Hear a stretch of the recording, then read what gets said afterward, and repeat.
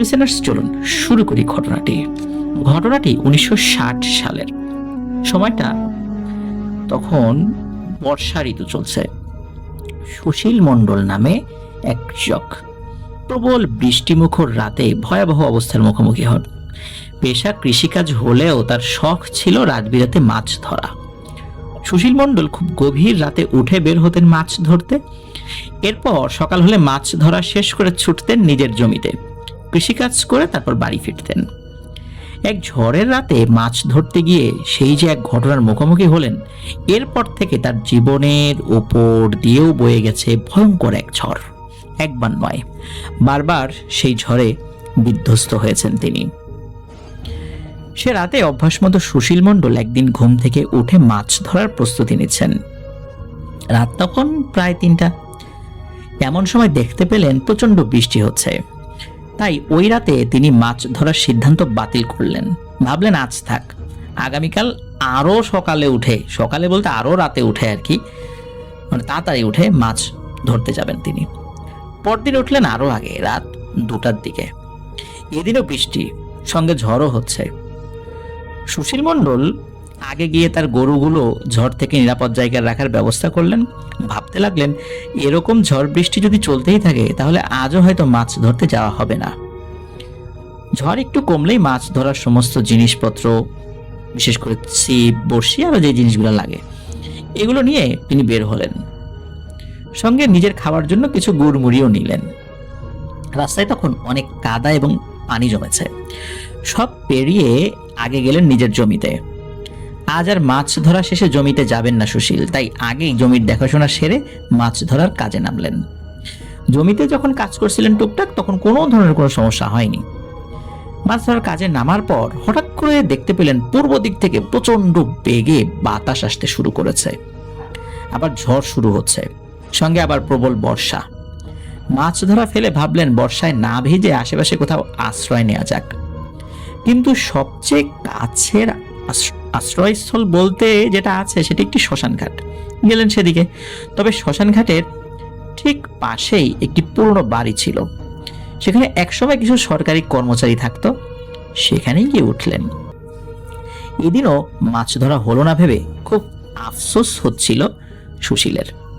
এই মাছ ধরাটা কিন্তু তার পেশা না, এটা দিয়ে তার সংসার চালাতে হবে সেটা এমনও নয়, শখের বসে এ কাজ, নেশা বলা যেতে পারে। পুরনো বাড়িটিতে বসে ঝড়ের মধ্যে একটু ঘুম ঘুম ভাব চলে এলো সুশীল মণ্ডলের। হঠাৎ শুনতে পেলেন কে যেন কাঁদছে। একটা নারী কণ্ঠ, প্রচন্ড কাকুতি মিনতি করে কাঁদছে বলে মনে হচ্ছে। প্রথমে একটু ঘাবড়ে গেলেও নিজেকে সামলে নিলেন সুশীল। ভাবলেন কেউ হয়তো তারই মতো ঝড়ের মধ্যে বিপদে পড়েছে, আশ্রয় দরকার। ঘুমের ঘোর ঠেলে চোখ ডলতে ডলতে সামনের দিকে তাকালেন তিনি। দেখতে পেলেন শ্মশানের ঠিক বাঁদিকে সাদা কাপড় পরা এক নারী বসে কাঁদছে। আগপিছ না ভেবে এগিয়ে গেলেন সুশীল। ওই নারীর কাছে গিয়ে জিজ্ঞেস করলেন, আপনি কাঁদছেন কেন? কিন্তু ওই মহিলা নিরুত্তর, বরং যেন বিরক্ত হচ্ছেন এমন ভাব করলেন। ভয় ডর ফেলে আবারও জিজ্ঞেস করলেন সুশীল, আপনি এত রাতে কি করছেন? কি হয়েছে আপনার? কাঁদছেন কেন? এবারও নিরুত্তর ওই নারী। তবে যা ঘটল তা দেখার জন্য প্রস্তুত ছিলেন না সুশীল। ধীরে ধীরে মুখ তুলতে লাগলেন ওই নারী। সুশীল দেখতে পেলেন শতবর্ষী বৃদ্ধার মতো কুঁচকে যাওয়া মুখ। দেখে মনে হয় বয়স 120 থেকে 130 বছরের মতো হবে হয়তো। প্রচন্ড কালো তার গায়ের রং, চুলগুলো এলোমেলো ভাবে মুখের উপর ছড়িয়ে আছে। সুশীল মণ্ডল ভয় পেয়ে গেলেন, পাওয়ারই কথা, কিন্তু দমে গেলেন না। সাহস জুগিয়ে আবারও বললেন, কি হয়েছে আপনার? আপনি এখানে কেন? এবার হঠাৎ যেন খেপে গেলেন ওই বৃদ্ধা। বিরক্ত হয়ে বললেন, এই বেটা, আমার দুঃখ কষ্টের কথা জেনে তোর লাভ কি? তুই এখানে এসেছিস কেন? যা ভাগ এখান থেকে। সুশীল তখনও ভালোভাবে কিছু বুঝতে পারলেন না, একটু রাগে হলো তার। তিনি গিয়েছিলেন ওই নারীকে সাহায্য করতে, এত রাতে তাকে অসহায় ভেবে এগিয়ে গিয়েছিলেন, কিন্তু এরকম বিরক্তি প্রকাশ করলো কেন? কিছুতেই তার মাথায় ঢুকলো না। যাই হোক, সুশীল ওই পুরনো বাড়িতে আবার ফেরত এলেন। আবার ঘুম ধরে এলো। ঠিক কিছুক্ষণ পর আবার কান্নার শব্দ ভেসে এলো তার কানে। আবার সেই নারীর কণ্ঠ। কিন্তু এবার বৃদ্ধাকে আর সেখানে দেখা যাচ্ছে না। সুশীল তাকিয়ে দেখলেন ওই নারী প্রথমে যেখানে বসেছিলেন সেখানে নেই। অবাক করার বিষয় হলো, সুশীলের এ সময়টায় যতটা ভয় পাওয়ার কথা ততটা কিন্তু ভয় করছে না, বরং কিভাবে যেন সাহস জুগিয়ে তিনি ওই নারীর খোঁজে বের হয়ে গেলেন। আস্তে আস্তে হাঁটতে শুরু করলেন। ওই নারীকে প্রথমে যেখানে বসে থাকতে দেখেছিলেন সেখানে গেলেন, কিন্তু কাউকে দেখতে পেলেন না। এদিক ওদিক খুঁজতে খুঁজতে পাশের নদীর কিনারে চলে গেলেন সুশীল। এরপর ঘটনাগুলো এত দ্রুত ঘটে গেল যে কিছুই বুঝে উঠতে পারেননি তিনি। সুশীল যখন ওই নারীর খোঁজে নদীর কিনারে গেলেন, দেখলেন কাদায় কারো পায়ের ছাপ পড়ে আছে। মনে হলো কেউ মাত্রই এই পথ ধরে নেমে গেছেন নদীর মধ্যে। তবে সুশীল খেয়াল করলেন পায়ের ছাপগুলোর আকার অস্বাভাবিক রকমের বড়। ওই পায়ের ছাপের উপর নিজের পা রেখে অনুমান করার চেষ্টা করতে লাগলেন যে কতটুকু বড়, এবং ওই পা কোন দিকে গেছে সেটাও ভাবতে লাগলেন। কিন্তু পায়ের ছাপে নিজের পা রাখার পরই সুশীল টের পেলেন তিনি নদীর মধ্যে নেমে যাচ্ছেন আস্তে আস্তে। এবার বুঝতে পারলেন কি ভুলটা করে ফেলেছেন তিনি। নদীর মধ্যে নামতে নামতে তিনি আরো টের পেলেন কারা যেন তাকে ডাকছে, বাহবা দিচ্ছে, বলছে, এসেছিস, ভালো হয়েছে, আমাদের সঙ্গে থেকে যা। ঘটনা কিন্তু এখানে থেমে নেই। একটু পরই সুশীল দেখতে পেলেন সেই নারীকে যাকে তিনি খুঁজতে বের হয়েছেন। ওই নারী সুশীলকে ইশারা দিয়ে কিছু যেন একটা দেখাচ্ছে। ইশারা মতো সেই দিকে তাকিয়ে সেখানেও ওই নারীকে দেখতে পেলেন সুশীল।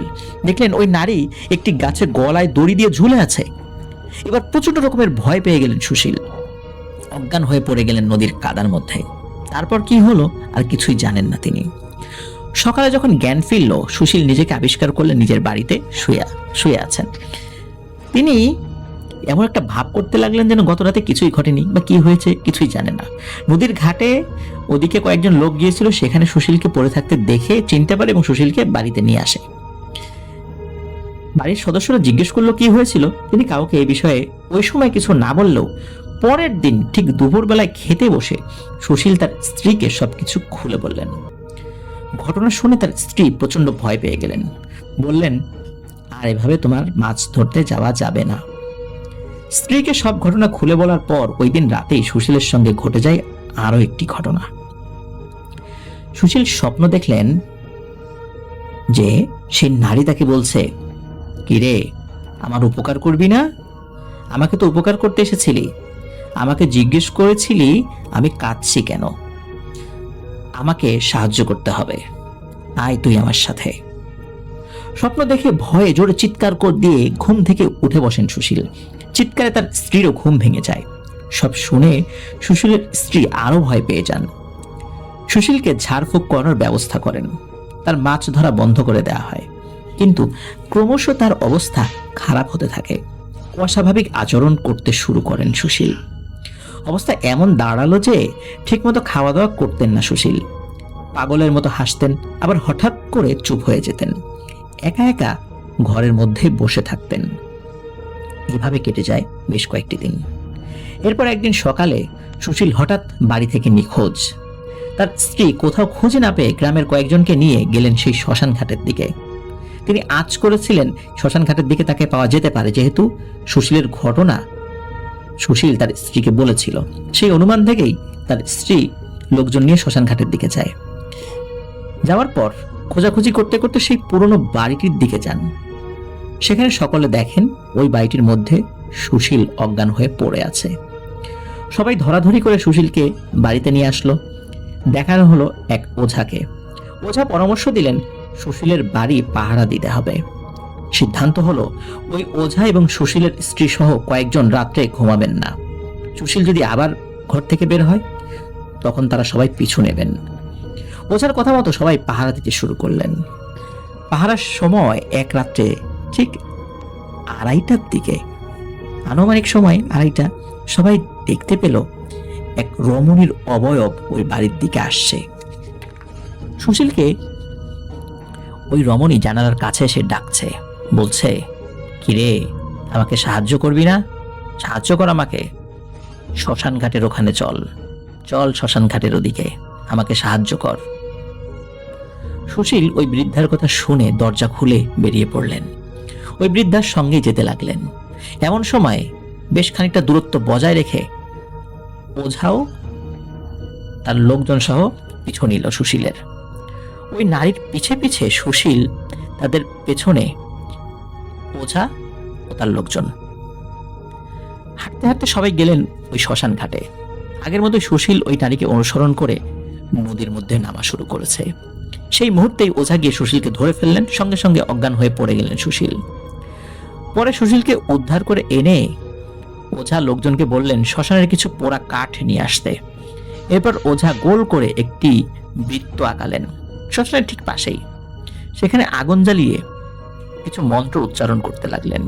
ঠিক 15-20 মিনিট পর সুশীল নিজে নিজে উঠে বসলেন এবং ক্রমশ কর্কশ কণ্ঠে বলতে লাগলেন, আমাকে ও সাহায্য করছে, আমাকে সাহায্য করুক। তোরা বাধা দিচ্ছিস কেন? ওকে বাধা দিলে কিন্তু আমি তোদেরকেও মেরে ফেলবো। সুশীলকে কথা বলতে দেখা গেলেও কণ্ঠটি ছিল এক নারীর। ওঝা বললেন, তোর সাহায্য আমরাই করব, তুই ওকে ছেড়ে দে।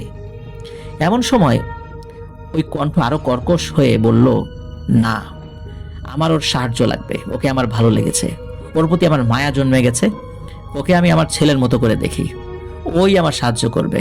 ওর সাহায্য ছাড়া আমি কারো সাহায্য নেব না, কারণ ও ভয় ডর ফেলে আমার দিকে এগিয়ে এসেছিল। সুতরাং ওই পারবে এই সাহায্যটা করতে।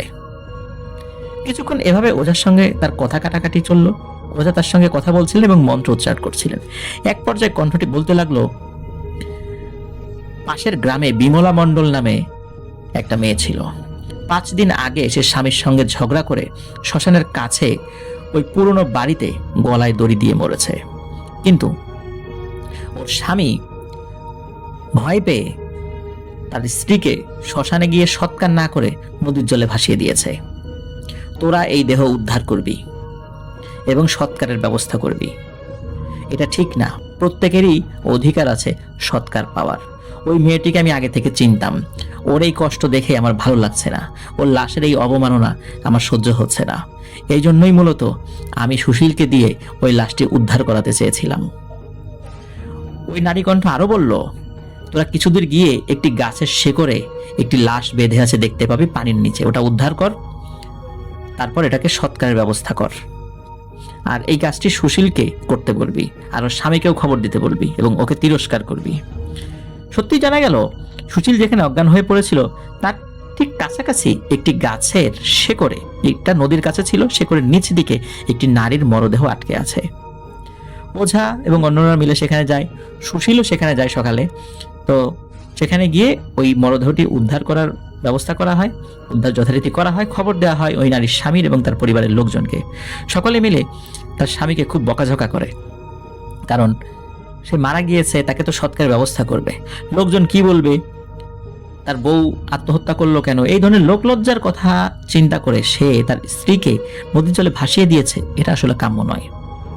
এই জন্যই মূলত ওই মহিলার সাথে যেই জিনটি ছিল বা যেই জিনটি ওই মহিলাকে দেখতো, সেই মূলত এই সুশীলকে দিয়ে এই কাজটি করাতে চেয়েছিল। সুশীল সাহসী, এই জন্যই তাকে বেছে নিয়েছিল। সুশীল ভয় ডর ফেলে ওই নারীর কাছে গিয়েছিল, তাকে জিজ্ঞেস করেছিল, তাকে উপকার করতে চেয়েছিল।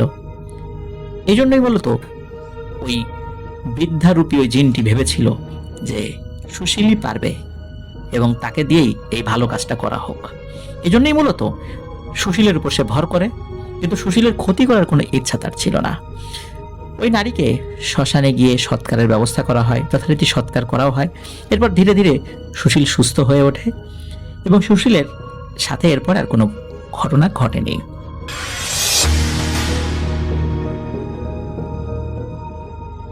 এই ঘটনাটি আমাদের সাথে শেয়ার করেছেন ফাহিম আহমেদ শাওন, এবং তিনি কোথা থেকে শেয়ার করেছেন সেটি তিনি বলেননি।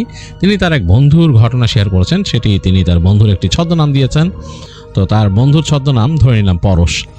তো পরশদের বাড়ি ছিল বাংলাদেশের ফরিদপুর জেলার কোনো একটা জায়গায়, বেশ মানে সে স্পেসিফিক একটা লোকেশনের নাম বলেছে, বাট আমি সেটা উল্লেখ করছি না। ফরিদপুর জেলার কোনো একটা জায়গায় কোনো এক গ্রামে ছিল পরশদের বাড়ি। তো পরশ তাদের বাড়িতে থাকতো। তাদের বাড়িটার একটু বর্ণনা দেওয়া প্রয়োজন। বাড়িটা হচ্ছে তাদের ঘর, একটার পর একটা ঘর, এরকম টিনের ঘর।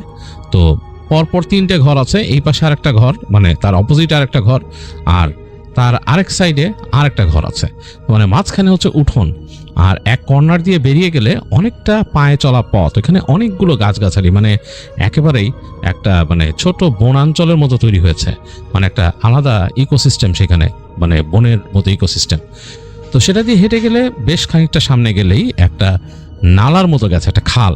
সেই খালটার একটা কর্নার ছিল যেই জায়গায় নাকি অনেকের যাওয়া নিষেধ ছিল, যেত না, মানে পরশকেও যেতে নিষেধ করা হতো। তো পরশ খুব একটা যেত না ছোটবেলা থেকে। সে যখন একটু বড় হয়েছে তখন সে কৈশোরে আছে। তো এই সময় তার কিউরিয়াসিটি হয় ওই জায়গাটায়, কারণ দেখে যে ওইখানে মুরব্বীরা কেউ আসে না।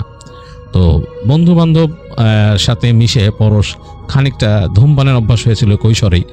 তো সে ওই জায়গাটাকে চিন্তা করে যে আমি রাতের বেলা যদি ইচ্ছে হয় কখনো ধূমপান করতে আমি ওখানে চলে যাব, এটা সে চিন্তা করেছিল। যদিও সে সবসময় শুনতো ধূমপান স্বাস্থ্যের জন্য ক্ষতিকর, ধূমপানের মৃত্যু ঘটে, এগুলো দেখতো, সব জায়গায় লেখা থাকতো। তারপরও তার ভেতরে আসলে ওই বয়সটা এমন একটা বয়স, মানুষকে অনেক কিছুর থেকে দূরে রাখা যায় না। যাই হোক, এটা কিন্তু বছর 10 আগের ঘটনা। তো আমি বলছি এখন 2025-2015 দিকের ঘটনা। তো তখনকার সময় তখন কেবল বসন্ত চলছে, বেশ সুন্দর বাতাস। পরশ খুব দিনের বেলা ঘোরাঘুরি করেছে, সন্ধ্যায় ঘোরাঘুরি করেছে, এবং বাসায় এসে তাদের একটা সুন্দর মানে নাইস এনভায়রনমেন্ট খেলা করছে। আপনারা জানেন বসন্তের দিকে গ্রামের বাড়ির আঙিনাগুলো বাতাস বেশ খেলে এবং গাছপালা মানে একেবারে নড়তে থাকে, সুন্দর বাতাস আসে। বাসার মধ্যেও মানুষের ভেতরে একটা সুন্দর চাঞ্চল্য, কর্মচাঞ্চল্য তৈরি হয়, পিঠা পায়েস তৈরি করে অনেকেই। যাই হোক, একটা ভালো পরিবেশ গ্রামে। তো সুন্দর একটা পরিবেশ ছিল পরশদের বাসায় দিন সন্ধ্যায়। তো ভালো একটা সময় কাটায়, রাত হয়ে যায় পরশের ঘুমানোর সময়। তো ঘুমানোর আগে দিয়ে সে প্রায় ঘন্টাখানেক আগে আস্তে করে তার ঘর থেকে একটা সিগারেট নিয়ে সে বাইরে চলে যায়।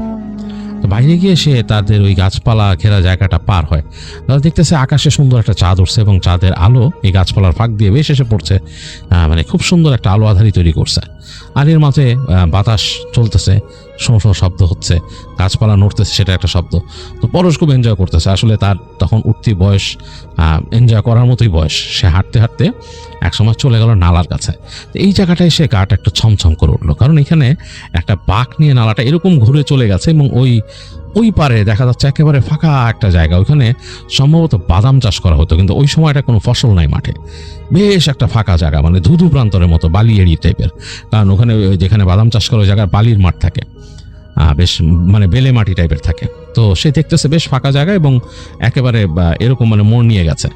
তো এখান থেকে আবার কিন্তু জোরে কথাবার্তা বললে বা শব্দ করলে কিন্তু তাদের বাড়ির ওখান থেকেও শোনা যায়, এরকম একটা অবস্থা। তো সে ওখানে গিয়ে বসলো, বসে ধূমপান করা শুরু করলো। তো সে যখন ধূমপান করতেছে তার কাছে হঠাৎ করে মনে হলো যে তার পেছনের যে গাছগাছালি সেগুলো বেশ মানে সরব হয়ে গেছে। মনে হচ্ছে যে ওখানে মানুষজন আছে, কথা বলতেছে। তো পরশের কাছে একটু অস্বস্তি লাগলো, কে কথা বলে। সে একটু মানে অস্বস্তি ফিল করে মানে চিন্তা করতেছে যে কথাবার্তাকে বলে। তো সেরকম কোনো কিছু আর সে দেখতেছে না, মাথা ঘুরায় দেখতেছে। বেশ সুন্দর চাঁদের আলো পড়ছে, বাতাসে গাছপালাগুলো নড়তেছে। সে আবার ধূমপান করতেছে। তার কাছে মনে হচ্ছে কেউ কথা বলতেছে, ফিস ফিস ফিস ফিস করে, এরকম মনে হচ্ছে। তো তখন সে একবার ভাবলো, আরে ধুর, আমি এখানে আসছি যে সিগারেট খাইতে, কি বেটা, গাছের ফাঁকে গাছের বাতাস পাতায় পাতায় নড়া খায়, এগুলো শব্দ হয়। আর মানুষ বলে এই জায়গায় ভূত আছে, তো এর জন্য ভয় পাই। যাক, কিছু না, এটা খুব সুন্দর জায়গা, কেউ আসতেছে না, বাসার থেকে কেউ আসে না দেখতে এখানে। আর বাড়ির আশেপাশে তাদের যারা মানে অন্যান্য আত্মীয় স্বজন, তারা ওই জায়গাটাকে এড়ায় চলে, বিকজ অফ এই যে একটু বদনাম আছে জায়গাটার। এখানে নাকি অনেকে বলা হয়েছে অনেককে পানিতে ফেলে দিছে, গেড়ে ফেলছে, এরকম ব্যাপার স্যাপার আছে। তো পরশ এগুলো গায়ে মাখতেছে না। তো তার মতো সে সেখানে সিগারেট খেয়ে আগুনটা ফেলে সে আস্তে করে হাঁটা ধরলো ব্যাক করে। তো ব্যাক করে যখন আসছে তার কাছে কেন জানি মনে হলো, মানে ফর এ সেকেন্ড তার কাছে মনে হচ্ছে তার পেছনে কেউ দাঁড়ায় আছে। তো সে ফট করে একবার তাকাইছে, তাকায় দেখে না, কেউ নাই। কিন্তু তার কাছে একবার মনে হয়েছে কেউ কিন্তু সরে গেছে পিছন থেকে, মানে ফাঁস করে সরে গেছে। তো এই একটা উইয়ার্ড ফিল নিয়ে সে আস্তে আস্তে হেঁটে আসতেছে। তার কাছে মনে হচ্ছে যে কেউ তাকে দেখতেছে, এরকম একটা ফিল ভেতরে। তো সে বাসার কাছে চলে আসলো। বাসার কাছে এসে সে চিন্তা করলো যে মুখে তো একটা কেমন গন্ধ, এটা দূর করতে হবে। তো সে চলে গেল ঘরের পেছনে, তার ঘরটা যেখানে ছিল তার ঘরটা আবার একদম পেছনে, বা এমন এই পাশে এবং সেই পাশে কিন্তু তার ঘরের পেছনের জায়গাটা একটু চওড়া, সেখানে কতগুলো বাঁশঝাড় আছে, এই পাশে পেয়ারা গাছ আছে কয়েকটা, আর তার পাশে একেবারে একটু ডোবার মতো, ডোবা মানে ওই জায়গায় বেশ পানি পুনি আছে আর কি, কিন্তু পানিটা খুব একটা ভালো পানি না, ওই জায়গায় আছে। তো সেখান দ্বারা সে পেয়ারা পাতা ছিঁড়ে কতগুলো ওইখানে চাবায় দেখতেছে, এবং তার কাছে কেমন জানি বাঁশঝাড়টাও একটা উইয়ার্ড লাগতেছে কেমন জানি। তো পেয়ারা পাতা চাবায় সে ঘরে চলে আসলো, এসে বাসায় একটু সবার সামনে দিয়ে দূরত্ব রেখে চলাফেরা করলো এবং যথাসময় ঘুমাতে চলে গেল সে। তো ঘুমাইতে গেছে রাত্রেবেলা, এবং পরশ তখন একলা থাকা শুরু করছিল সবে। তার ভাই আছে একটা, তার ভাই থাকতো হচ্ছে তার থেকে এই পাশের রুমে, সে থাকতো মাঝখানের রুমটাতে, তার ভাইয়ের রুমটা কর্নারে। আর পরশের রুমের পেছনেই কিন্তু সেই যে বাঁশঝাড় আর ওই জায়গাটা, ওই যে ডোবাটা ওইখানে। তো পরশ এসে ঘরের মধ্যে ঢুকে দরজা লাগে একা, মানে এর আগেও থাকছে, কয়েকদিন ধরে থাকতেছে সেখানে। তো সে শুয়ে পড়ে সে ঘুমানোর চেষ্টা করতেছে, চোখে ঘুম লেগে আসছে, এবং দরজা জানলা কিন্তু সব বন্ধ। যদিও বসন্তের সময় বাতাস ঢুকলে কিন্তু রাতের বেলা বেশ ঠান্ডা হয়ে যায়।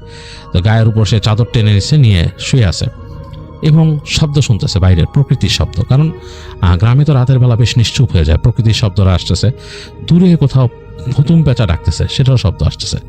তো বেশ অন্যরকম একটা শব্দ। তো এক সময় এই শব্দগুলো শুনতে শুনতে একঘেয়ে ভাব চলে আসায় পরশ প্রায় ঘুমায় যখন যাচ্ছিল, হঠাৎ করে তার কাছে মনে হলো ধরম করে শব্দ হলো তার পাশে। তার কিন্তু ঘরটা হচ্ছে টিনের ঘর, ধরম করে একটা শব্দ হয়েছে টিনের মধ্যে, মনে হচ্ছে যে কোনো একটা সাউন্ড, মানে অ্যাজ ইফ কেউ যদি কিছু ছুঁড়ে মারে, হ্যাঁ মানে তার টিনের মধ্যে, টিনের যে দেয়ালের উপর, সেরকম। তো শব্দটা এত জোরে উঠছে, তার যে মানে ঘুম লেগে আসছিল সেটা ফট করে তার তন্দ্রা টুটে গেল। সে বলে কিসের শব্দ হলো, অনেকক্ষণ সে চিন্তা করতেছে। এরপর সে শব্দ পাচ্ছে, মনে হচ্ছে তার বাসার পেছনে ওই ডোবাতে কেউ মানে হাঁড়ি পাতিল ধুচ্ছে বেশ শব্দ করে। তো সে চিন্তা করলো, শব্দ করে হাঁড়ি পাতিল কে ধুবে আমার বাসার থেকে, বাসার মানুষ এত রাত্রে, এখন তো অনেক রাত হওয়ার কথা। তো সে আস্তে করে হাত দিয়ে তার ওখানে যে তার মোবাইল ফোন ছিল, মোবাইল ফোনটা বের করলো করে, মানে সিমবেরিয়ান সেট তখনকার সময়, জ্বালায় দেখতেছে তখন রাত 1:30। এত রাতে কেউ হাঁড়ি পাতিল ধোয়ার কথাই না, বাসা এগুলো তো অনেক আগে শেষ করে ফেলে। আর ওইখানে যে ওদের বাসা ধুইতো না, তাদের একটা টিউবওয়েল ছিল, টিউবওয়েলের পানি যে তারা ওখানে কাজ করতো আর কি। তো সুতরাং ওইটাতে ওখানে যাওয়ার কথা না তাদের বাসায়, ওইখানে যে কি হাঁড়ি পাতিল ধুবে। আশেপাশের ওই নেক্সট নেইবার যে আছে সেও খানিকটা দূরে। তো সে একসময় এই শব্দ তাকে মানে পুরো অ্যানয়েড করে ফেললো, এত বেশি শব্দ হইতেছে, হাঁড়ি পাতিল ধুইতেছে। তো সে একসময় আস্তে করে উঠলো বিছনার থেকে, উঠে গিয়ে তার রুমের যে জানালা ছিল জানালাটা খুলে ফেললো, খট করে জানালা খুলে এরকম তাকায় দেখার চেষ্টা করতেছে। জানালা খোলার পর কিন্তু শব্দ বন্ধ হয়ে গেছে। মনে হচ্ছে যে সে জানালা খুলছে আর যে হাঁড়ি পাতিল ধুচ্ছিল সে অ্যাওয়্যার হয়েছে কিছু একটা ব্যাপারে, সে চুপ হয়ে গেছে সবাই। এবং তার কাছে মনে হইতেছে যে একদম নিস্তব্ধ, এখানে একেবারে ঝিঝি পোকা ঝিঝি করে ডাকতেছে সেই শব্দটা, কোনো রকম শব্দ নাই।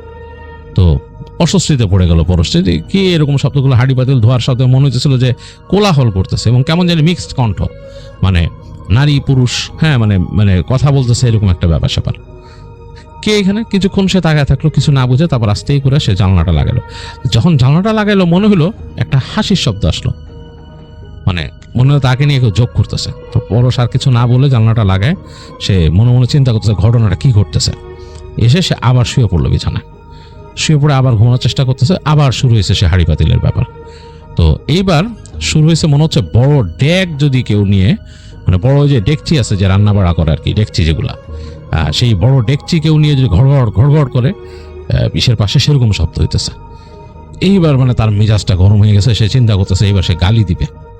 আর কৈশোর ওই সময় মেজাজটাকে আরো গরম। তো সে একেবারে বিরক্ত হয়ে সে লাফ দিয়ে উঠছে খাটের থেকে, লাফ দিয়ে উঠে জানলার কাছে গেছে, জানলাটা ফট করে খুলে গালি দেওয়া শুরু করছে, মানে এই কে বদমাইশ, কে এগুলো করছে এখানে এসে রাত্রেবেলা, কে শুরু করছিস, কে এগুলো বলতেছে। কোনো শব্দ নাই, একদম নিস্তব্ধ চারিপাশ।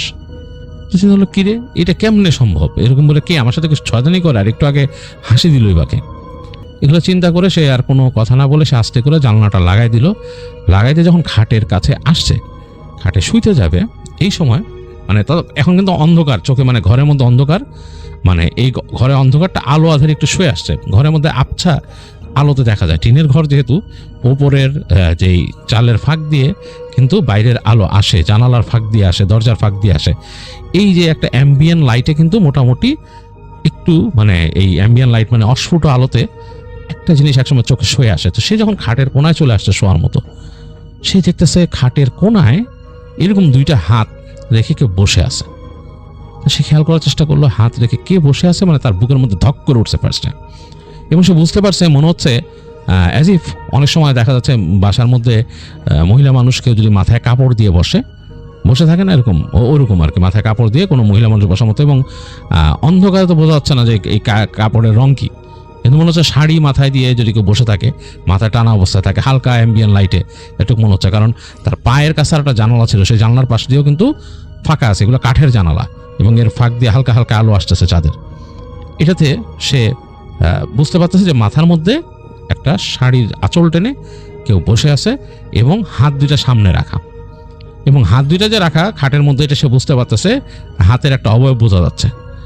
তো হঠাৎ মানে সে ভয় পেয়ে গেছে, আসলে তার বুক কাঁপা শুরু করছে পরশে। সে চিন্তা করে অল অফ এ সাডেন এমন একটা জিনিস দেখলো যেটা তার বুকটা আরও কেঁপে গেল। সে দেখলো যে ওই মাথার মধ্যে কাপড় দিয়ে যে শুয়েছিল সে আস্তে করে মাথাটা তুলছে, এবং পরশ কিন্তু আসলে নিজের রিফ্লেক্সে সে দেখতে দেখতে হাঁটতে খাটের পাশে যেয়ে কিন্তু অলমোস্ট বসে পড়ছে খাটে। এই সময় সে পুরো খেয়াল করছে জিনিসটা, আসলে ইন দ্য মিন টাইম কিন্তু সে খাটে চলে গেছিল, যে বসে পড়ছিল, মানে অ্যাজ ইফ শরীরের ওজনটা ছেড়ে দিবে এরকম একটা অবস্থা। এই সময় তার চোখে পড়ছে এই পুরো জিনিসটা।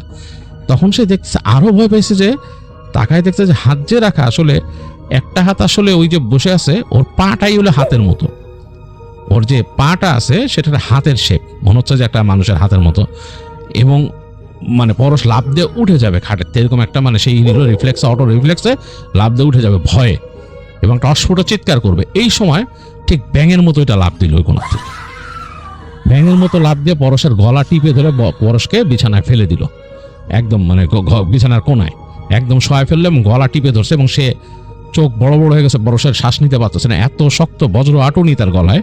সে বুঝতে পারতেছে যে যেই হাতটা ধরছে সেটা শক্ত ঠান্ডা, মানে একেবারে বরফের মতো ঠান্ডা আর শক্ত, মানে একেবারে মনে হচ্ছে স্টিলের মতো শক্ত। তার গলা চিপে ধরতেছে, ধীরে ধীরে আঙুলগুলো বসে যাচ্ছে।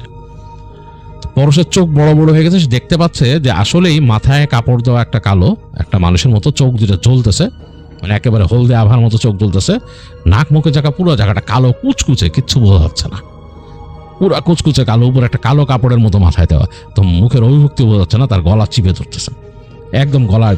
তো পরশ মনে মনে দোয়া পড়তে পড়তে হাত দুইটা চেপে ধরছে, এটা সে দোয়া পড়তে পড়তে হাতে মনে মনে, মানে মুখ দিয়ে তো বের করতে পারতেছে না শব্দ, গলার দম বন্ধ হয়ে যেতেছে। এই চিন্তা করতে করতে পরশ কি করলো, গর্নি মারলো খাটের থেকে।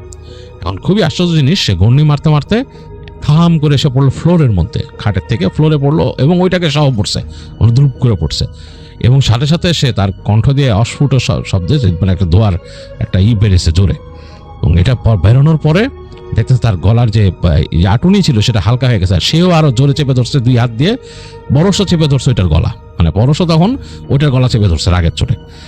এবং এই সময় দেখতেছে ওই পাশ থেকে, ঠিক তাদের জানালার পাশ থেকে, ওই যেই সাইডে জানালাটা হচ্ছে ডোবার কাছে, একটা খেনে গলা, কেমন জানি মানে কণ্ঠটা আসলে মানুষের মতো না, কোনো পাখির মতো না, এরকম একটা কণ্ঠে বলতেছে, ছেড়ে দিয়ে চলে আয়, ছেড়ে দিয়ে চলে আয়। এই পাশ থেকে শেষ শুনতেছে তার কণ্ঠের থেকে একটু সামনে, না না, এরকম মানে কেমন করে জানি বলতেছে খুব বাজেভাবে, এবং তার মনে হলো তার মুখে কিছু মানে জলীয় বাষ্প মতো লাগলো, না না বলতেছে যে। তো পরশের তখন গলাটা একটু আলগা হয়েছিল, সে মানে খুব দ্রুত জোরে সুরা পড়া শুরু করলো, খুব জোরে, সাথে সাথে মনে হলো তাকে ছেড়ে দিয়ে ছিটকায় সরে গেছে ওইটা, এবং সেই জানালার মধ্যে ত্রাম করে বাড়ি খেলো। আর পরশ দৌড় দিয়ে যে মানে লাফ দিয়ে উঠে দৌড় দিয়ে গেট খুলে বের হয়ে গেছে উঠানে দৌড় দিয়ে সে একেবারে মানে ভোঁছুট, মানে সে মানে পড়ে যেতে যেতে মানে সে প্রায় উল্টায় পড়ে গেছিল, পায়ে পা পেতে দৌড়ে যায় বাবার মার যে রুম সেটার গেটের উপর ধাম করে পড়ে গেট নক শুরু করছে, গেট খুলো। তো দেখলো যে 1 সেকেন্ডের মধ্যে তার ভাইয়ের রুম থেকে দরজাটা ঠাস করে খুললো, তার ভাই দৌড় দিয়ে বেরিয়েছে, এই কী হয়েছে রে, কী হয়েছে? এর মধ্যে সে তার বাবা মাও গেট খুলে তার বাবা মা ধরছে ছেলেকে, কী হয়েছে? তো বলছে যে আমি দেখছি, ভয় পেয়েছি। তার বাবা মা তাকে দোয়া পড়ে ফু দিয়েছে। তার ভাই এসে বলে যে হ্যাঁ আমি দেখছি ওর রুমের সামনে যে কালো কে জানি গেছে, কালো কুচকুচা কে জানি গেছে রুমের সামনে দিয়ে, আমি এই মাত্র দেখছি। যাই হোক, তার বাবা মা তাড়াতাড়ি তাকে বসায় দোয়া ফু দিতেছে।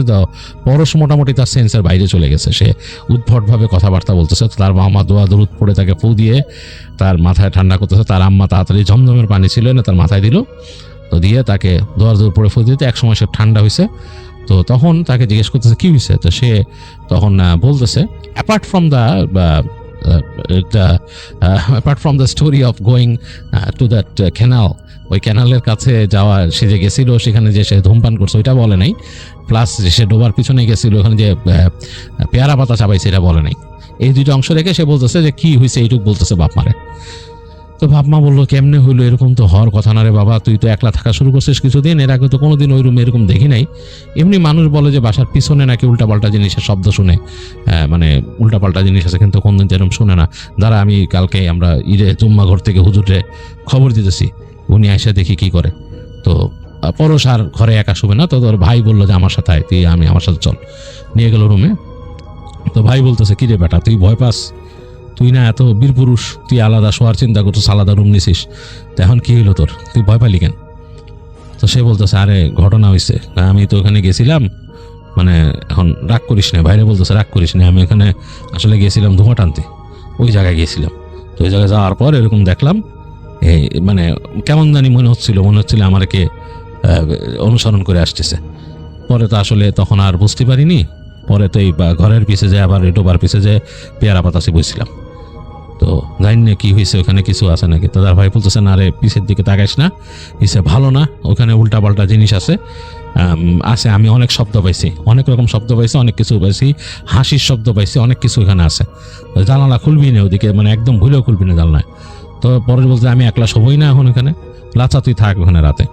তো ওই দিন সে তার ভাইয়ের সাথে রাতে থাকে, তো ভয় পাইছে, বড় সারা রাত ভয় পাইছিল ওই দিন। এবং পরবর্তীতে তার বাবা নাকি ওখান থেকে মসজিদ থেকে হুজুর, তারা বলে জুম্মা ঘর, ওখান থেকে হুজুরকে এনে বাসায় মোটামুটি দোয়া দরুদ পড়ায়, বাসাটাকে করে দেয় এবং ঘরটাকে বন্ধ করে, তাদের পুরা সবগুলা ঘরই। এবং হুজুর দোয়া পড়ে ফু দেয়, বলে হুজুর বলে যে আপনার ছেলের উপর নজর পড়ছে খারাপ জিনিসের। তো তাকে দোয়া দরুদ পড়ে ফু দেন এবং পানি পড়ে দেয়, বলে গোসল করতো এটা দিয়ে। যাই হোক, এইভাবে করে নাকি পরশের এই সমস্যাটা কাটে। তো এই ছিল ফাহিম আহমেদ শাওনের শেয়ার করা ঘটনা।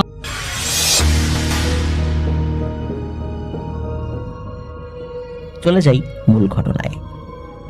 আমার মায়ের নানি অর্থাৎ মোকসেদ নানার মায়ের মাথায় জট ছিল। মোকসেদ নানাই তার প্রথম সন্তান, দ্বিতীয় সন্তান হচ্ছে আমার নানি। জটের একজন মালিক আছে। মোকসেদ মামা যখন জন্ম নিল দিবাগত রাতে সবকিছুই ঠিক ছিল। তার পরদিন সকালে ঘুম থেকে উঠে সবাই অবাক হয়ে যায়।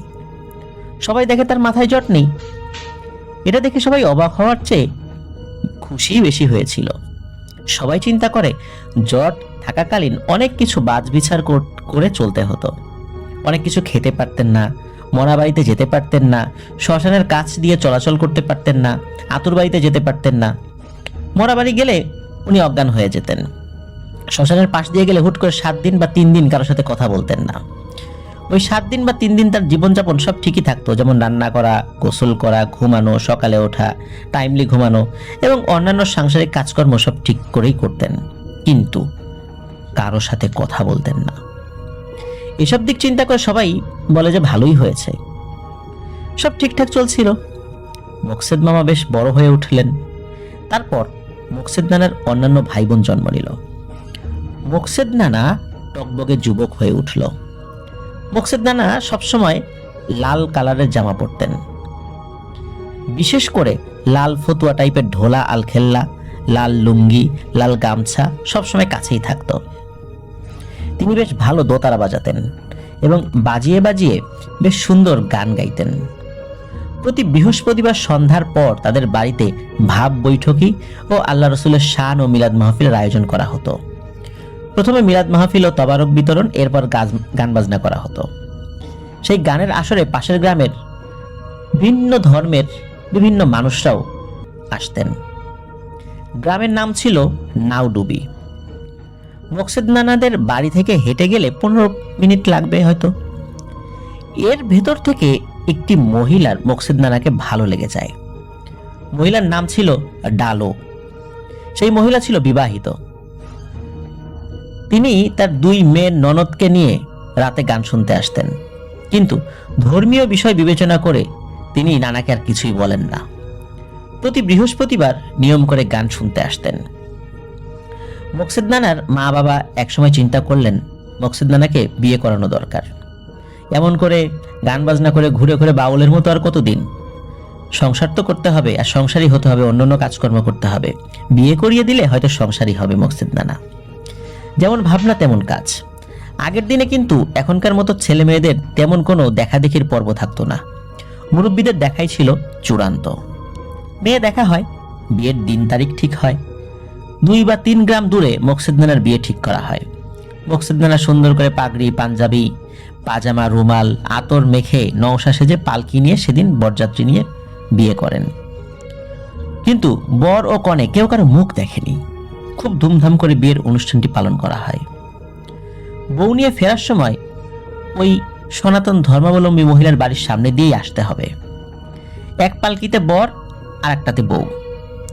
আসার সময় হুট করে ওই মহিলার ঠিক বাড়ির সামনে এসে মকসেদ নানা পালকি থেকে নামেন, আর আগেই উনি পালকিটা থামাতে বলেন। সবাই বলে, এখানে থেকে তো বাড়ি যেতে বেশি সময় লাগবে না, একেবারে বাড়িতে গিয়েই থামবে। বেশ কয়েকবার তো পালকি থেকে নেমে তোমরা জিরিয়ে নিয়েছো, আবার নামতে হবে কেন? সকলে যখন এই বিষয় বলে, অন্যান্য আত্মীয় স্বজনরা ছিল, কিন্তু মকসেদ নানা খুব গম্ভীর ও আদেশের গলায় পালকি থামাতে বলে। থামানোর পর একজনকে বলে, সে আর বাড়ি যাবে না। সবাই বলে, কেন? এমন পাগলের মতো কথা বলছিস কেন? সবাই যখন খুব জোরাজুরি করছিল, তখন সেখান থেকে একজন লোক পাঠিয়ে মকসেদ নানার মাকে ডেকে আনা হয়। তারপর তার মাকে সে বলে, বউ চাইলে ছেলে পাবা না, আর ছেলে চাইলে বউ পাবা না। তখনই সাথে সাথে গ্রামের গণ্যমান্য মাতবর, মেম্বার, চেয়ারম্যান সবার উপস্থিতিতে মেয়ের সাথে যারা এসেছিল তাদের মাধ্যমে মেয়ের বাড়ির লোকজনকে খবর দিয়ে তাদের কাছে ক্ষমা চেয়ে তাদের মেয়েকে তাদের হাতে তুলে দেয়। এর কিছুদিন পর থেকে রাতে মকসেদ নানাকে ঘরে পাওয়া যেত না। এমন করে 2-1 বার না, প্রায় রাতেই এমন হতো। ঘর ভেতর থেকে আটকানো থাকে, কিন্তু সকালবেলা তাকে বাড়ির উঠানোর মাঝখানে পাওয়া যায়। তার মা বাবা বেশ চিন্তায় পড়ে যায়, ছেলেটার সাথে কেন এমন হলো। এখন রাতে ঘরেও পাওয়া যায় না। একদিন রাত্রে মকসেদ নানার মা, অর্থাৎ আমার মায়ের নানি, রাত্রে স্বপ্নে দেখে ফিসফিস করে কেউ তাকে বলছে, মকসেদকে সকালে যেখানে দেখিস সেখানে শুধু শন আর বাঁশ দিয়ে, লোহার পেরেক ছাড়া, দরজার বেড়া ছাড়া একটি আসন ঘর তুলে দেয়। মকসেদ নানার মা স্বপ্নটার বিষয়ে কাউকে কিছুই বলেন না। এরপর কোনো প্রকার সমস্যা ছাড়া বেশ কিছুদিন চলে যায়। মকসেদ নানা তার নিয়মে গান গাইতেন, তার মা ছাড়া কারোর সাথে কথা বলতেন না। বেশ কিছুদিন ভালো যাবার পর মকসেদ নানার মা আবার স্বপ্নটা দেখেন। সেদিন দেখেও কারোর সাথে কিছুই বলেন না। এর 3 দিন পর সকালে মকসেদ নানাকে ঘরে পাওয়া যায় না, উঠানেও পাওয়া যায় না। মকসেদ নানার মা, বাবা, অন্যান্য ভাই বোনেরা কান্নাকাটি শুরু করে। তখন আমার নানা বাড়ি থেকে কান্নাকাটির শব্দ শুনে আমার নানা, মামা ও খালারা সাথে সাথে মকসেদ নানাদের বাসায় যায়। গিয়ে শোনে মকসেদ মামার মা বিলাপ করে কান্না করছেন আর বলছেন, আসনটা দিলে বুঝি এমন হইতো না রে মকসেদ, কই গেলি রে বাপ। কিছু সময় পর মকসেদ নানার মা কিছুটা শান্ত হবার পর আমার নানা ভাই বিষয়টি জানতে চান। মকসেদ নানার মা ছিল আমার নানা ভাইয়ের শাশুড়ি মা। উল্লেখ্য, আমার নানি আর নানা ভাই ছিলেন আপন 2 চাচাতো ভাই বোন। আমার মার বয়স যখন 4 কি 5 বছর, তখন মার নানি বসন্ত রোগে মারা যান। আমার নানা ভাই খুব পরহেজগার ছিলেন। নানা ভাইও আর বিয়ে করেননি, তিনিও বেশ সুন্দর ছিলেন দেখতে। সারা রাত জেগে জেগে জিকির আজগার করতেন, তাহাজ্জুদ পড়তেন আর কোরআন পাঠ করতেন। আমার নানা ভাই মারা যান 2007 সালের ডিসেম্বর মাসে। আবার ঘটনায় ফিরি। নানা ভাই তখন বিষয়টি নিয়ে মকসেদ নানার মা বাবাকে বুঝিয়ে বাড়ি ফেরত আসেন। তার কিছুক্ষণ পরে আবার মকসেদ নানাদের বাড়ি থেকে হট্টগোলের শব্দ শুনতে পান। আবার আমার নানা ভাই, মা, মামারা, খালারা সবাই মিলে সেখানে যান। যাওয়ার পর সবাই দেখতে পান বেশ কিছু লোক মিলে মকসেদ নানাকে বাড়ির ভিতর নিয়ে আসছে, কিন্তু কিছুতেই 8-10 জন মিলে তাকে ঘরে তুলতে পারছিল না। সে খুব স্বাভাবিকভাবে হেঁটে আসলো, কিন্তু বাড়ির উঠোন থেকে সবাই টেনেও তাকে সরাতে পারছে না। যেখানে তাকে সকালে পাওয়া যেত, তিনি ওখানে বসে দোতারা নিয়ে টুংটাং শব্দ করছেন। এত হট্টগোল, এত মানুষ, কোনো কিছুই তিনি পাত্তা দিচ্ছেন না। তিনি তার মতো স্বাভাবিকভাবে দোতারা নিয়ে টুংটাং করেই যাচ্ছেন। তখন আমার নানা ভাই সবাইকে শান্ত হতে বললেন এবং জানতে চান মকসেদ নানাকে কোথায় তারা পেলেন। যারা তাকে সাথে করে বাড়িতে এনেছিলেন তাদের একজন বললেন, ও তো ভাদিয়া খোলা বাজারের পাশে যে জঙ্গল আছে সেই জঙ্গলের ভেতর দোতারা নিয়ে শুয়েছিল। ঘটনাটা কিন্তু 1972 থেকে 74 সালের মধ্যে। তখন কিন্তু বাড়িঘর বেশি ছিল না, বেশিরভাগ জায়গা ছিল জঙ্গল। তারা বলে, আমরা সকালে বাজারে যাবার সময় ওই জঙ্গলের ভেতর থেকে দোতারার শব্দ শুনি, কিন্তু কাউকে দেখতে পাই না। এমন করে বাজারে যাবার সময় অনেকে দোতারার শব্দ শুনে ভয় পায়। প্রতিদিন বাজারটা শুরু হতো ঠিক ফজরের নামাজের পর। ওই সময় বাজারের সময় ছিল, সকাল 8টা অবধি বাজার চলতো। বাজার থেকে বাড়ি ফেরার পথে কৌতূহলবশত যখন তারা ফিরছিলেন, ওই ফেরার পথে কৌতূহলবশত 6 থেকে 7 জন মিলে ভয় ডর ভেঙে ঝোড় জঙ্গলের ভেতর প্রবেশ করেন। জিনভূতের ভয় নয়, এমন জঙ্গলে তখন বিভিন্ন প্রকার বন্য বিভিন্ন জিনিস পাওয়া যায়, যেমন বন বিড়াল, খাটাস, সাপ এবং জঙ্গলের ভীতিকর বিভিন্ন ধরনের বিষাক্ত প্রাণী সেখানে ছিল। অবশ্য বাঘ ভাল্লুক ছিল না সেখানে। তো আমার নানা ভাই সব ঘটনা শুনে সবাইকে শান্ত হতে বললেন। আমার নানা ভাই মকসুদ নানার মাকে নতুন করে একটি চুলা খুঁড়তে বলেন। তখনও মকসুদ নানা হাসি মুখে তারা নিয়ে উঠোনের ওই মাঝখানটাতেই বসেছিল আর নিজের আপন মনে সেই টুংটাং টুংটাং করেই যাচ্ছেন। নানা ভাই চুলা খুঁড়তে বলে কোথাও চলে গেলেন এবং কিছুক্ষণ পর হাতে করে অনেকগুলো গাছের পাতা এবং নতুন একটা মাটির হাঁড়ি সঙ্গে নিয়ে আসলেন। নিয়ে আসার পর সেই চুলায় নদীর পানি গরম করতে বসালেন। হাতের পাতাগুলো পানির ভিতর দিয়ে পানি গরম হতে দিলেন। পানি গরম হতে হতে নানা ভাই মকসুদ নানার মাকে বললেন, এখনই স্বপ্নের আদেশ অনুযায়ী আসন গড়ানোর ব্যবস্থা করুন। সাথে সাথে আসন তৈরি করতে যা যা লাগবে কিনতে পাশের ঝিটকা বাজারে চলে গেল। তখন পুরোটাই ছিল মাটির রাস্তা, পায়ে হাঁটা বা ভ্যান ছাড়া চলার কিছুই ছিল না।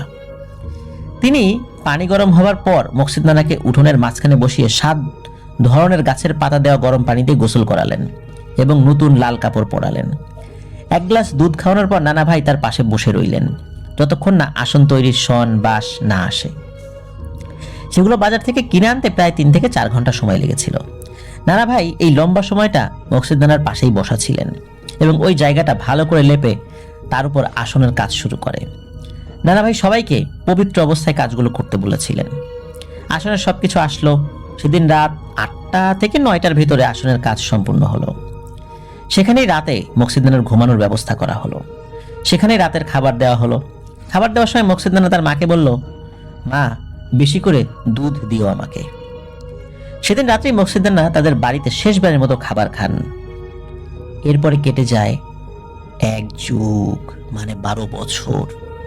তিনি 12 বছর এই মকসুদ নানা তাদের বাড়িতে একবেলা ভাত বা অন্য কিছুই খায়নি, আর বাড়িতে একটি রাতও ঘুমাননি। এই 12টা বছর তিনি তার বাড়ির আশেপাশে ঝোপ জঙ্গলে রাত কাটাতেন। খুব ভয়ঙ্কর জঙ্গল ছিল। তিনি 12 বছর এমনভাবে জঙ্গলে জঙ্গলে থাকতেন। কেউ কিছু দিলে খেতেন, না দিলে খেতেন না। মজার বিষয় হলো, যতই ক্ষুধা লাগুক না কেন তার বাড়ির খাবার দিয়ে তিনি খেতেন না। অন্য কাউকে দিয়ে তাদের বাড়ির খাবার দিলেও তিনি বুঝে ফেলতেন। কিভাবে বুঝতেন? এটা আসলে একটা বিস্ময়। সেদিনের পরের দিন আমার নানা ভাই মকসুদ নানার মা বাবাকে বললেন তারা যেন চিন্তা না করে, তাদের ছেলে তাদের চোখের সামনেই থাকবে, কিন্তু 12 বছর কারোর সাথে কোনো কথা বলবে না, বাড়ির খাবারও খাবে না। কারণ জানতে চাইলে নানা ভাই বলেন, গতকাল রাত্রে তিনি তার মৌলানা সাহেবের সাথে কথা বলেছেন। মৌলানা সাহেবের একটি জিন ছিল। আমার নানা ভাইয়ের সাথে খুব ভালো সম্পর্ক ছিল। সেই জিনটি এখনো আমার নানা বাড়িতে আছে। তো আমার মা, মামারা, খালারা অনেকেই জিনকে দেখেছেন। আমার নানা বাড়ির রান্নাঘরের পাশে একটি তেঁতুল গাছ আছে, সেই গাছেই সেই জিনটি থাকে। মাথায় সাদা টুপি দেওয়া, সাদা আলখাল্লা পরা একটা অবয়ব বোঝা যায়। তবে তিনি কারো ক্ষতি করেন না, আর কখনো করেনও নি, ভবিষ্যতেও ইনশাল্লাহ করবেন না। এটা এক প্রকার শাস্তি দেওয়া হয়েছে নাকি মকসুদ নানাকে। আর সবচেয়ে বড় বিষয়, মকসুদ নানাকে হিন্দু শাস্ত্র মতে কেউ তাবিজ কবজ করেছে, যার প্রভাবে মকসুদ নানার এমন পরিণতি। আমার নানা ভাই আরো বলেন, মকসুদ নানার বিয়ে কেউ একজন সহ্য করতে পারেনি। সেজন্য কাউকে বিয়ে করতে না পারে বা বিয়ে করলেও তিনি যেন সংসার করতে না পারেন, এ লক্ষ্য হাসিলের জন্য তাকে ভয়ানক একটি ব্ল্যাক ম্যাজিক করা হয়েছিল। বিষয়টি ছিল এমন যে তুই আমার না হলে অন্য কারো হতে পারবি না। তাই হিন্দু শাস্ত্র মতে তাকে কালো জাদু করা হয়েছে। কালো জাদু বিভিন্ন ধর্ম মতে করা যায়, এমনকি মুসলিম ধর্মেও বা ইসলাম ধর্ম মতেও কালো জাদু করা যায়। এটা হয়তো আমরা অনেকেই জানি না, কিন্তু কালো জাদু যে কোনো ধর্ম মতেই, যে কোনো ধর্মীয় কিতাব দিয়ে তাদের ধর্ম মতে এটি করা সম্ভব। নানা ভাইয়ের মৌলানা সাহেবের এত ক্ষমতা নেই, কারণ হলো সে তাবিজ বা কালো জাদুতে সব অপবিত্র জিনিসপত্র ব্যবহার করা হয়েছে। বিভিন্ন ধরনের জায়গা থেকে বিভিন্ন ধরনের অপবিত্র মাটি নিয়ে আসা হয়েছিল। এবং সেটি দিয়ে কাজটি করা হয়েছিল। তাবিজটা এমন নাপাক ও অপবিত্র জায়গায় রেখেছে যে সেখান থেকে কোনো পবিত্র জিনের পক্ষে গিয়ে সেটা তুলে আনা সম্ভব নয়। তাই নানা ভাইয়ের মৌলানা সাহেব ওই তাবিজটা নষ্ট করতে পারেনি। জিন জাতি অনেক পবিত্র ও অপবিত্র জায়গায় যেতে পারে না। যদি মোকসেদ নানার মা প্রথমবার স্বপ্নটা দেখার পরই আসন ঘর তুলে দিতেন, তাহলে 12 বছর তিনি আর জঙ্গলে জঙ্গলে থাকতেন না। এখন কিছুই করার নেই, এমন করে 12 বছর কাটাতে হবে। তখন থেকে কেউ না কেউ মোকসেদ নানাকে একা একা হেঁটে বেড়াতে দেখতেন, জঙ্গলের ভেতর দেখতেন, কিন্তু কেউ তাকে কিছু বলতেন না। সবাই তাকে নাম দেন মোকসেদ পাগল। মোকসেদ পাগল নামেই তিনি সকলের কাছে পরিচিত হয়ে যান। প্রিয় লিসেনার্স, ঘটনা কিন্তু এখানে শেষ নয়। 12 বছর শেষ হওয়ার সাথে সাথে তিনি তার বাড়িতে ওই উঠোনের মাঝখানে যে আসন ঘর তোলা হয়েছিল সেখানে গিয়ে ওঠেন। আবার প্রতি বৃহস্পতিবার গান বাজনা করতেন। গান বাজনা শেষ করে সবাই যে যার মতো চলে যেত। ওই যে হিন্দু মহিলা, তিনিও কিন্তু গান শুনতে আসতেন। সবাই যাবার কিছুক্ষণ পর আসনে দুধ, কলা এগুলো দেয়া হতো। এভাবে ভালোই যাচ্ছিল, বেশ কয়েক বছর চলে যায়। তারপর একদিনের ঘটনা। দিনটি ছিল শুক্রবার, সময়টা ছিল বাদ জুম্মা। মোকসেদ নানাদের পাশের বাড়িতে কোনো একটা কারণে মিলাদ মাহফিলের দাওয়াত দেওয়া হয় বা আয়োজন করা হয়। মোকসেদ নানাকেও দাওয়াত দেওয়া হয় এবং সেখানে মোকসেদ নানা এবং আমার নানা ভাই যান। মিলাদ মাহফিল শেষ হওয়ার পর সবাইকে তবারক বিতরণ করা হলো। সবাইকে লম্বা পাটিতে সিরিয়াল করে বসিয়ে কলা পাতায় খেতে দিল। মোকসেদ নানাও সবার সাথে খেতে বসলেন এবং ভাত ও মাছও খেলেন। তারপর পায়েস বা ক্ষীরের ব্যবস্থা ছিল। মোকসেদ নানার কলা পাতায় ক্ষীর দেয়া হলো। তিনি সেই ক্ষীর মাত্র 2 বার মুখে দিয়েছিলেন। তারপর মানুষজনের ভিতর তার রক্ত বমি শুরু হয়। টিউবওয়েলের পানির মতো নাকি তার গলা দিয়ে রক্ত আসতে লাগলো। মাত্র 3 থেকে 4 মিনিটের ভিতর রক্ত বমি করতে করতে সাধের দোতারা ছেড়ে চলে যান না ফেরার দেশে। পুরো সরব্দি নগর গ্রামে চলে আসলো এক শোকের ছায়া। মোকসেদ মামার পরিবারেও শোকের ছায়া। সে বাড়ি থেকে মোকসেদ নানার লাশ বাঁশের খাটিয়ায় করে তাদের বাড়িতে নিয়ে আসা হয়, যে বাড়িতে তিনি দাওয়াত খেতে গিয়েছিলেন। নিয়ে আসার সময় সবাই অদ্ভুত একটি বিষয় খেয়াল করেন। তাদের বাড়িতে ঢোকার সময় পুকুর পাড় দিয়ে যেতে হয়। সে পুকুর পাড়ে গিয়ে সবাই হতভম্ব হয়ে যায়। পুকুর পাড়ে সবাই দেখতে পায় বিশাল বড় এক অজগর সাপ মোচরাতে আর্তনাদ করতে করতে পুকুরের এ মাথা থেকে ও মাথা যায় আর আসে, আর শো শো শব্দ করছে, মেঘের গর্জনের মতো, হৃদয় চুপসে যাওয়ার মতো শব্দ। সাপটির দৈর্ঘ্য ছিল প্রায় 14 ফুটেরও বেশি এবং এর প্রস্থ ছিল 2.5 ফুটের মতো। 2.5 ফুট প্রস্থ এত মোটা সাপ নিশ্চয়ই প্রিয় লিসেনার্স বুঝতেই পারছেন। শত শত মানুষের ভিড় হয়ে যায় সেই দৃশ্য দেখার জন্য। এরপর মোকসেদ নানার লাশ গোসল করানো হয়, কাফন পরানো হয়। আমার নানা ভাই জানাজা পড়িয়েছিলেন। আমার নানা ভাই আসন ঘরের মাঝখানে কবর খোঁড়ার নির্দেশ দেন। যখন কবর খোঁড়া শেষ হয়, ওই সাপটাও নাকি রক্ত বমি করতে করতে মারা যায়। ওই সাপটাকেও মাটি চাপা দেওয়া হয়েছিল কোনো একটা জায়গায়। মোকসেদ নানা মারা যাওয়ার পরদিনই ওই ডালো নামক হিন্দু মহিলাটি বদ্ধ উন্মাদ হয়ে যায় এবং বাকি জীবন পাগল থেকেই মারা যান। একদিন নানা ভাইকে জিজ্ঞেস করেছিলাম, গরম পানিতে কিসের পাতা দেওয়া হয়েছিল? নানা ভাই বলেছিলেন 7টা কাঁটাযুক্ত গাছের পাতা ছিল। এটি ছিল ঘটনা। প্রিয় লিসেনার্স, এই ঘটনা থেকে কিন্তু আমরা কয়েকটা বিষয় আমরা বুঝতে পারলাম। এটি হচ্ছে ওই ডালো নামক যে হিন্দু মহিলা, তিনি বিবাহিত ছিলেন, তার সন্তানাদি ছিল, কিন্তু তারপরও মোকসেদ নানাকে পছন্দ করতেন। কিন্তু যেহেতু ধর্মীয় একটা বাধা ছিল, উনি তো কাউকে কিছু বলতে পারছিলেন না। কিন্তু মোকসেদ নানা যাতে কাউকে বিয়ে না করে, এই জন্য উনি মূলত ব্ল্যাক ম্যাজিক করেছিলেন, যার ফলে ভয়ানক কোন একটা জিন ওনার কাছে চলে আসে এবং যার ফলশ্রুতিতে উনি আর সংসারই করতে পারেননি। তারপর আসন দেওয়ার এই বিষয়টি পরিষ্কার নয়, কিন্তু 12 বছর উনি এভাবে জঙ্গলে জঙ্গলে ঘুরে ঘুরে রাত কাটিয়েছেন। কারোর সাথে কথা বলতেন না, নিজের বাড়ির খাবার খেতেন না। তারপর যখন 12 বছর পার হয়ে যায়, আবার বাড়িতে ফেরত আসেন। এরপরে আবার আগের নিয়মে উনি জীবনযাপন করতে থাকেন, মানুষের সাথে কথা বলতে থাকেন। এরপরে কোনো একটা বাড়িতে দাওয়াত খেতে গিয়ে যখন ওই ক্ষীর খেয়েছেন, তখনই এই সমস্যা, রক্ত বমি করতে করতে মারা যান। উনি মারা যাওয়ার পর ওই যে একটা সাপ, অজগর সাপের মতো একটা সাপ, 2.5 ফুট চওড়া, লম্বা তো প্রায় 14 ফুটের উপরে, কত মোটা একটা সাপ নিশ্চয়ই বুঝতে পারছেন। এই সাপটি আসলে কি সাপ ছিল না অন্য কোনো ব্যাপার ছিল? ক্ষীর খাওয়ার সাথে সাথে কেনই বা এরকম পরিণতি হয়েছিল, এই বিষয়টি নিয়ে পরবর্তীতে আর কোনো অ্যানালাইসিস হয়নি। আমরা যে বিষয়ে কোনো জানতে পারবো যে কোনো হুজুর কোনো কিছু বলেছিলেন, এই সম্পর্কিত কোনো তথ্য আমাদেরকে স্বরূপ আসগর ভাই দিতে পারেননি। আসলে আমাদের আশেপাশে অনেক ঘটনা ঘটে যায়, সবগুলোর ব্যাখ্যা তো আমরা দিতে পারি না। তবে এতটুকু বলতে পারি যে ব্ল্যাক ম্যাজিকের পরিণতি কি ভয়ানক হতে পারে। এই ডালো নামক যে মহিলা, উনি যে ব্ল্যাক ম্যাজিক করেছিলেন, তার পরিণতিও কি হলো দেখুন। তিনিও কিন্তু আর ভালো থাকতে পারেননি, বদ্ধ উন্মাদ হয়ে গিয়েছিলেন। কেন আবার উনি উন্মাদ হলেন, এই বিষয়টির তথ্যও আমরা জানতে পারিনি। অনেক বিষয় রহস্যাবৃতই থেকে যায়, রহস্যাবৃত থেকেই মানুষের জন্য শিক্ষণীয় হয়ে থেকে যায় সারাটা জীবন। এমন একটি ঘটনা ছিল এটা।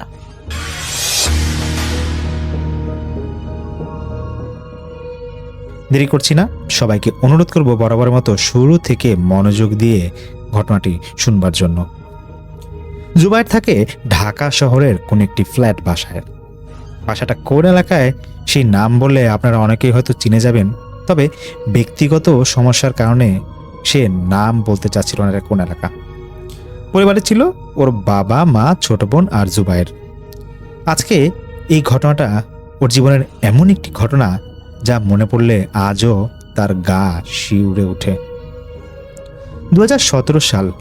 জুবায়ের বাবা তখন চাকরি থেকে রিটায়ার করেন।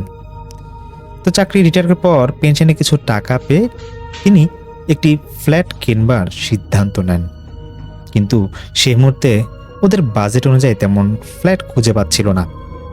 তো অনেক খোঁজাখুঁজির পর একটি ফ্ল্যাট পায় ঢাকার প্রাণকেন্দ্র ধানমন্ডির আশেপাশে কোন একটা এরিয়াতে। বিল্ডিংটা ছিল 10 তালা। 9 তালায় যে একটি ফ্ল্যাট আছে সেখানকার মালিক অল্প কিছুদিন সেই ফ্ল্যাটটা থেকেছিল, তারপর তিনি তা বিক্রি করে দেওয়ার সিদ্ধান্ত নেন। মূলত উনি কানাডা চলে যাবেন বিধায় এই সিদ্ধান্ত নেন তিনি। যাই হোক, প্রথমবারের মতো ফ্ল্যাটটা দেখতে যান জুবায়ের এবং ওর বাবা। খুব সুন্দর একটি ফ্ল্যাট, রুমগুলো বেশ বড় বড় ছিল, তবে মালিক চাচ্ছিল খুব দ্রুত এটা বিক্রি করে দিতে। একটি বিষয়ে জুবায়ের বাবার বেশ ভালো লাগে, তা হলো ওনাদের উপরের তলায় সেই ফ্ল্যাটের ছাদ ছিল এবং ছাদের পাশে খুব সুন্দর একটা মসজিদ ছিল। প্রথম দিন মোটামুটি রাতের বেলা যতটুকু তারা দেখেছে ফ্ল্যাটটা ভালোই লেগেছে তাদের। কিন্তু প্রতিটা রুম ঘুরবার পর জুবায়ের একটা বিষয় চোখে পড়ে। সে দেখে একটি রুমের দেয়ালের কয়েকটা কর্নারে, মানে কর্নার বলতে হচ্ছে কয়েকটা পাশে সে দেখছে যে পেরেক দিয়ে কাগজের মতো কিছু একটা গাঁথা। আর দুটা যে বারান্দা ছিল, বারান্দার ঠিক উপরে গেটের এখানে উপরে দেখা লেমিনেটিং করা কাগজে আরবি চিহ্নিত অঙ্কন করা কিছু একটা ঝুলানো রয়েছে। তো সে এটা দেখে স্বাভাবিকভাবেই নেয়, ভাবে আগে যিনি মালিক ছিলেন তারা হয়তো এমনিতেই এগুলা লাগিয়েছিল। প্রায় 2 মাস পর গিয়ে জুবায়ের তার পরিবার নিয়ে সেই ফ্ল্যাটে ওঠে। প্রথম দিন ওরা বাসা গোছানো নিয়ে অনেক ব্যস্ত ছিল। এছাড়া রান্নাঘরে চুলাটাও লাগানো হয়নি। তো বাহির থেকে জুবায়ের ওদের বাসা যারা ছিল তাদের জন্য খাবার দাবার নিয়ে আসে এবং এনে সেই রান্নাঘরে সেই প্যাকেটটা রাখে। খাবার আনার প্রায় আধা ঘন্টা পর সবাই যখন খেতে যাবে, জুবায়ের মা দেখে রান্নাঘরে যেখানে খাওয়া রাখা ছিল সেখানে তা নাই। উনি তো বেশ অবাক যে খাওয়াটা গেল কোথায়। পুরো বাসায় খোঁজাখুঁজি করে যখন খাওয়াটা পাচ্ছিল না, তখন জুবায়ের বাবা বলে যে হয়তো জানলা দিয়ে বিড়াল আসছিল, খাওয়া মনে হয় নিয়ে গেছে। তো এটা উনি একটু তাচ্ছিল্য সুরেই বলছিল। পরবর্তীতে আবার খাবার এনে ওনারা খায়। তবে সব থেকে ভয়ানক বিষয় হলো সবাই ঘুমিয়ে যাওয়ার পর জুবায়ের বাবা তিনি ঘুমানোর কিছুক্ষণ পর তার টয়লেট চাপে। তো তিনি ওয়াশরুমে যখন যাবেন, ওনার রুমে যে ওয়াশরুমে যাবেন, তখন ওয়াশরুমে যাওয়ার সময় তিনি ডাইনিং যে রুমটা ছিল পাশে, সেখান থেকে এমন একটা আওয়াজ আসছিল, মনে হচ্ছিল সেখানে কেউ খাবার খাচ্ছে। তিনি ওয়াশরুম থেকে বের হয়ে আবার একই ধরনের আওয়াজ পায়। ঘড়িতে তখন তিনি দেখেন যে রাত 2টা। ওনার স্ত্রীকে ঘুম থেকে ডাক দিলে তিনিও একই আওয়াজ পেলে রুমে লাইট জ্বেলে গিয়ে দেখে, সেই ডাইনিং রুমে লাইট জ্বেলে গিয়ে দেখে ওই যে প্রথমবার জুবায়ের যে খাওয়াগুলো এনেছিল তার মধ্যে 2টা প্যাকেটের মধ্যে একটা প্যাকেটে খাওয়া সম্পূর্ণ মানে এটা খাওয়া শেষ এবং বাকিটা হাফ পড়ে আছে টেবিলে। এটা দেখে জুবায়ের এবং তার ছোট বোনকে ডাকা হয়। তারা তো ঘুমিয়েছিল, তারা এগুলা কি ঘটেছে কিছুই বলতে পারে না। এমন পরিস্থিতিতে ওনারা বাসার সবাই বেশ ঘাবড়ে যান যে খাওয়াটা খেলো কে, কেউ তো এখানে মিথ্যা বলবার কথা না। তবে প্যারানর্মাল কিছু ঘটবে এটা নিয়ে ওদের কোনো কিছুই তখন মাথায় আসে না। পরের দিন বিল্ডিং একজন প্লাম্বার আসে ঘরের টুকটাক কাজ করতে। তখন তিনি কথা প্রসঙ্গে জুবায়েরের বাবাকে বলেন, স্যার বেয়াদবি না নিলে একটা কথা বলতাম। আপনাদের বিল্ডিংয়ে এই ফ্ল্যাটে আগে যিনি থাকতো ওই স্যার অনেক ভয় পাইতো, এত মৃতলোক জীবন আমি দেখি নাই। মাত্র 6 মাস থাকলো, এরপর কয় এখানে নাকি ওনার মেয়েকে কে যেন ভয় দেখায়, আর কি কি যেন ঘটছিল তাই না পাইরা চলে গেছে। জুবায়ের সেই মুহূর্তের সামনে ছিল, সে কৌতূহলবশত আরও কিছু প্রশ্ন করলে সেই লোক বলেন, আরে ভাই ওনার মেয়ে দেখতো এই বাসায় নাকি রায় তুলেকে ঘোরাঘুরি করে। এখানে আগে যে কাজের লোক কাজ করতো একটা মহিলা, সে আমার বউরে ভালোভাবে চিনে। ওই মহিলার মুখেই আমি নিজে শুনছি এসব কথা। পরবর্তীতে বাসার সবাই কথা শুনবার পর জুবায়ের মা ওর বাবাকে বলে, যেহেতু ফ্ল্যাটটা নতুন কেনা হয়েছে তাই বাসায় দোয়া পড়ানো উচিত, দোয়া পড়াও। যথারীতি জুবায়ের বাবা তাকে নিয়ে 2 দিন পর আসর ওয়াক্তের পর নামাজ শেষে ফ্ল্যাটের যে মসজিদ আছে উপরে সেখানে যান। তো ওখানে ইমাম সাহেবকে বলেন যেরকম দোয়া পড়াতে যাচ্ছেন তিনি। তো ইমাম সাহেব ছাদে মসজিদের পাশে একটা রুমে তিনি একা থাকতেন। তিনি ওনার ঘরে নিয়ে যান এবং পরিচয় পর্ব শেষে তিনি একদিন পর গিয়ে জুবায়েরদের বাসায় দোয়া পড়ে আসেন। জুবায়েরের বাবা ছোটবেলায় মাদ্রাসায় পড়েছিলেন, তো তিনি কেন জানি ফিল করতেন ওনাদের ফ্ল্যাটে কিছু একটা সমস্যা থাকলেও থাকতে পারে, তবুও কাউকে কিছু আঁচ করতে দেয় না তিনি। পরবর্তীতে ভয়ানক ঘটনা ঘটে জুবায়েরের ছোট বোনের সাথে। একদিন সন্ধ্যায় ভার্সিটিতে ক্লাস শেষ করে সে বাসায় আসে। তো বাসায় এসে সরাসরি সে খুব ক্লান্ত ছিল, রুমে চলে যায়। ফ্রেশ হয়ে লাইট অফ করে ঘুমিয়েছিল সে। হঠাৎ ঘুমের মাঝেই রুমে এসিটা ছাড়া ছিল তখন। তারপর সে দেখছে যে তার বেশ গরম লাগছে। এক কথায় সে নাকি তখন বেশ ঘামছিল এসিটা চালু অবস্থা থাকার পরেও। তো সে চোখ খুলে দেখে যে না, রুমে তো এসি ঠিকই চলছে, কিন্তু যে আবছা আলো একটা বাইরে থেকে আসে সে দেখছে যে তার খাটের পাশে চেয়ারটা আছে সেখানে বসে আছে তার মা। তো সেই জুবায়েরের বোন সে বলে যে মা, এসি রিমোটটা ড্রেসিং টেবিলের উপরে আছে, কষ্ট করে দাও না। তো তিনি চেয়ার থেকে উঠে রিমোটটা দিয়ে রুম থেকে বেরিয়ে যান। রাত প্রায় 10টার কাছাকাছি। মোবাইলে সময় দেখেই জুবায়েরের বোন একটু অবাক হয়ে যায়। কি ব্যাপার, অন্য সময় 9টা বাজলেই মা খাবার জন্য ডাকাডাকি করে, কিন্তু আজকে ডাকলো না কেন? রুম থেকে বের হয়ে সে পাশেই বাবার রুমে যেতে দেখেন তিনি একা একা বসে টিভি দেখছেন।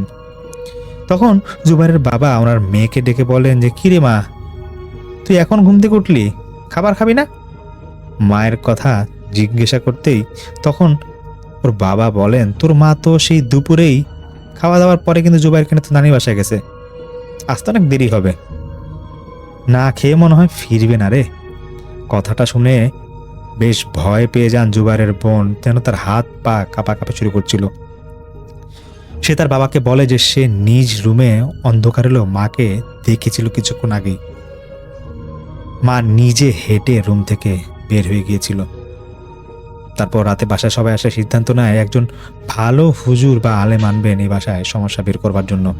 কেননা নিজেদের সাথে কিছু ইনসিডেন্ট ঘটেছে, তার উপর সেই প্লাম্বারের লোক এসেও একই কথা বলে গিয়েছিল যে সেই ফ্ল্যাটে ইস্যু আছে।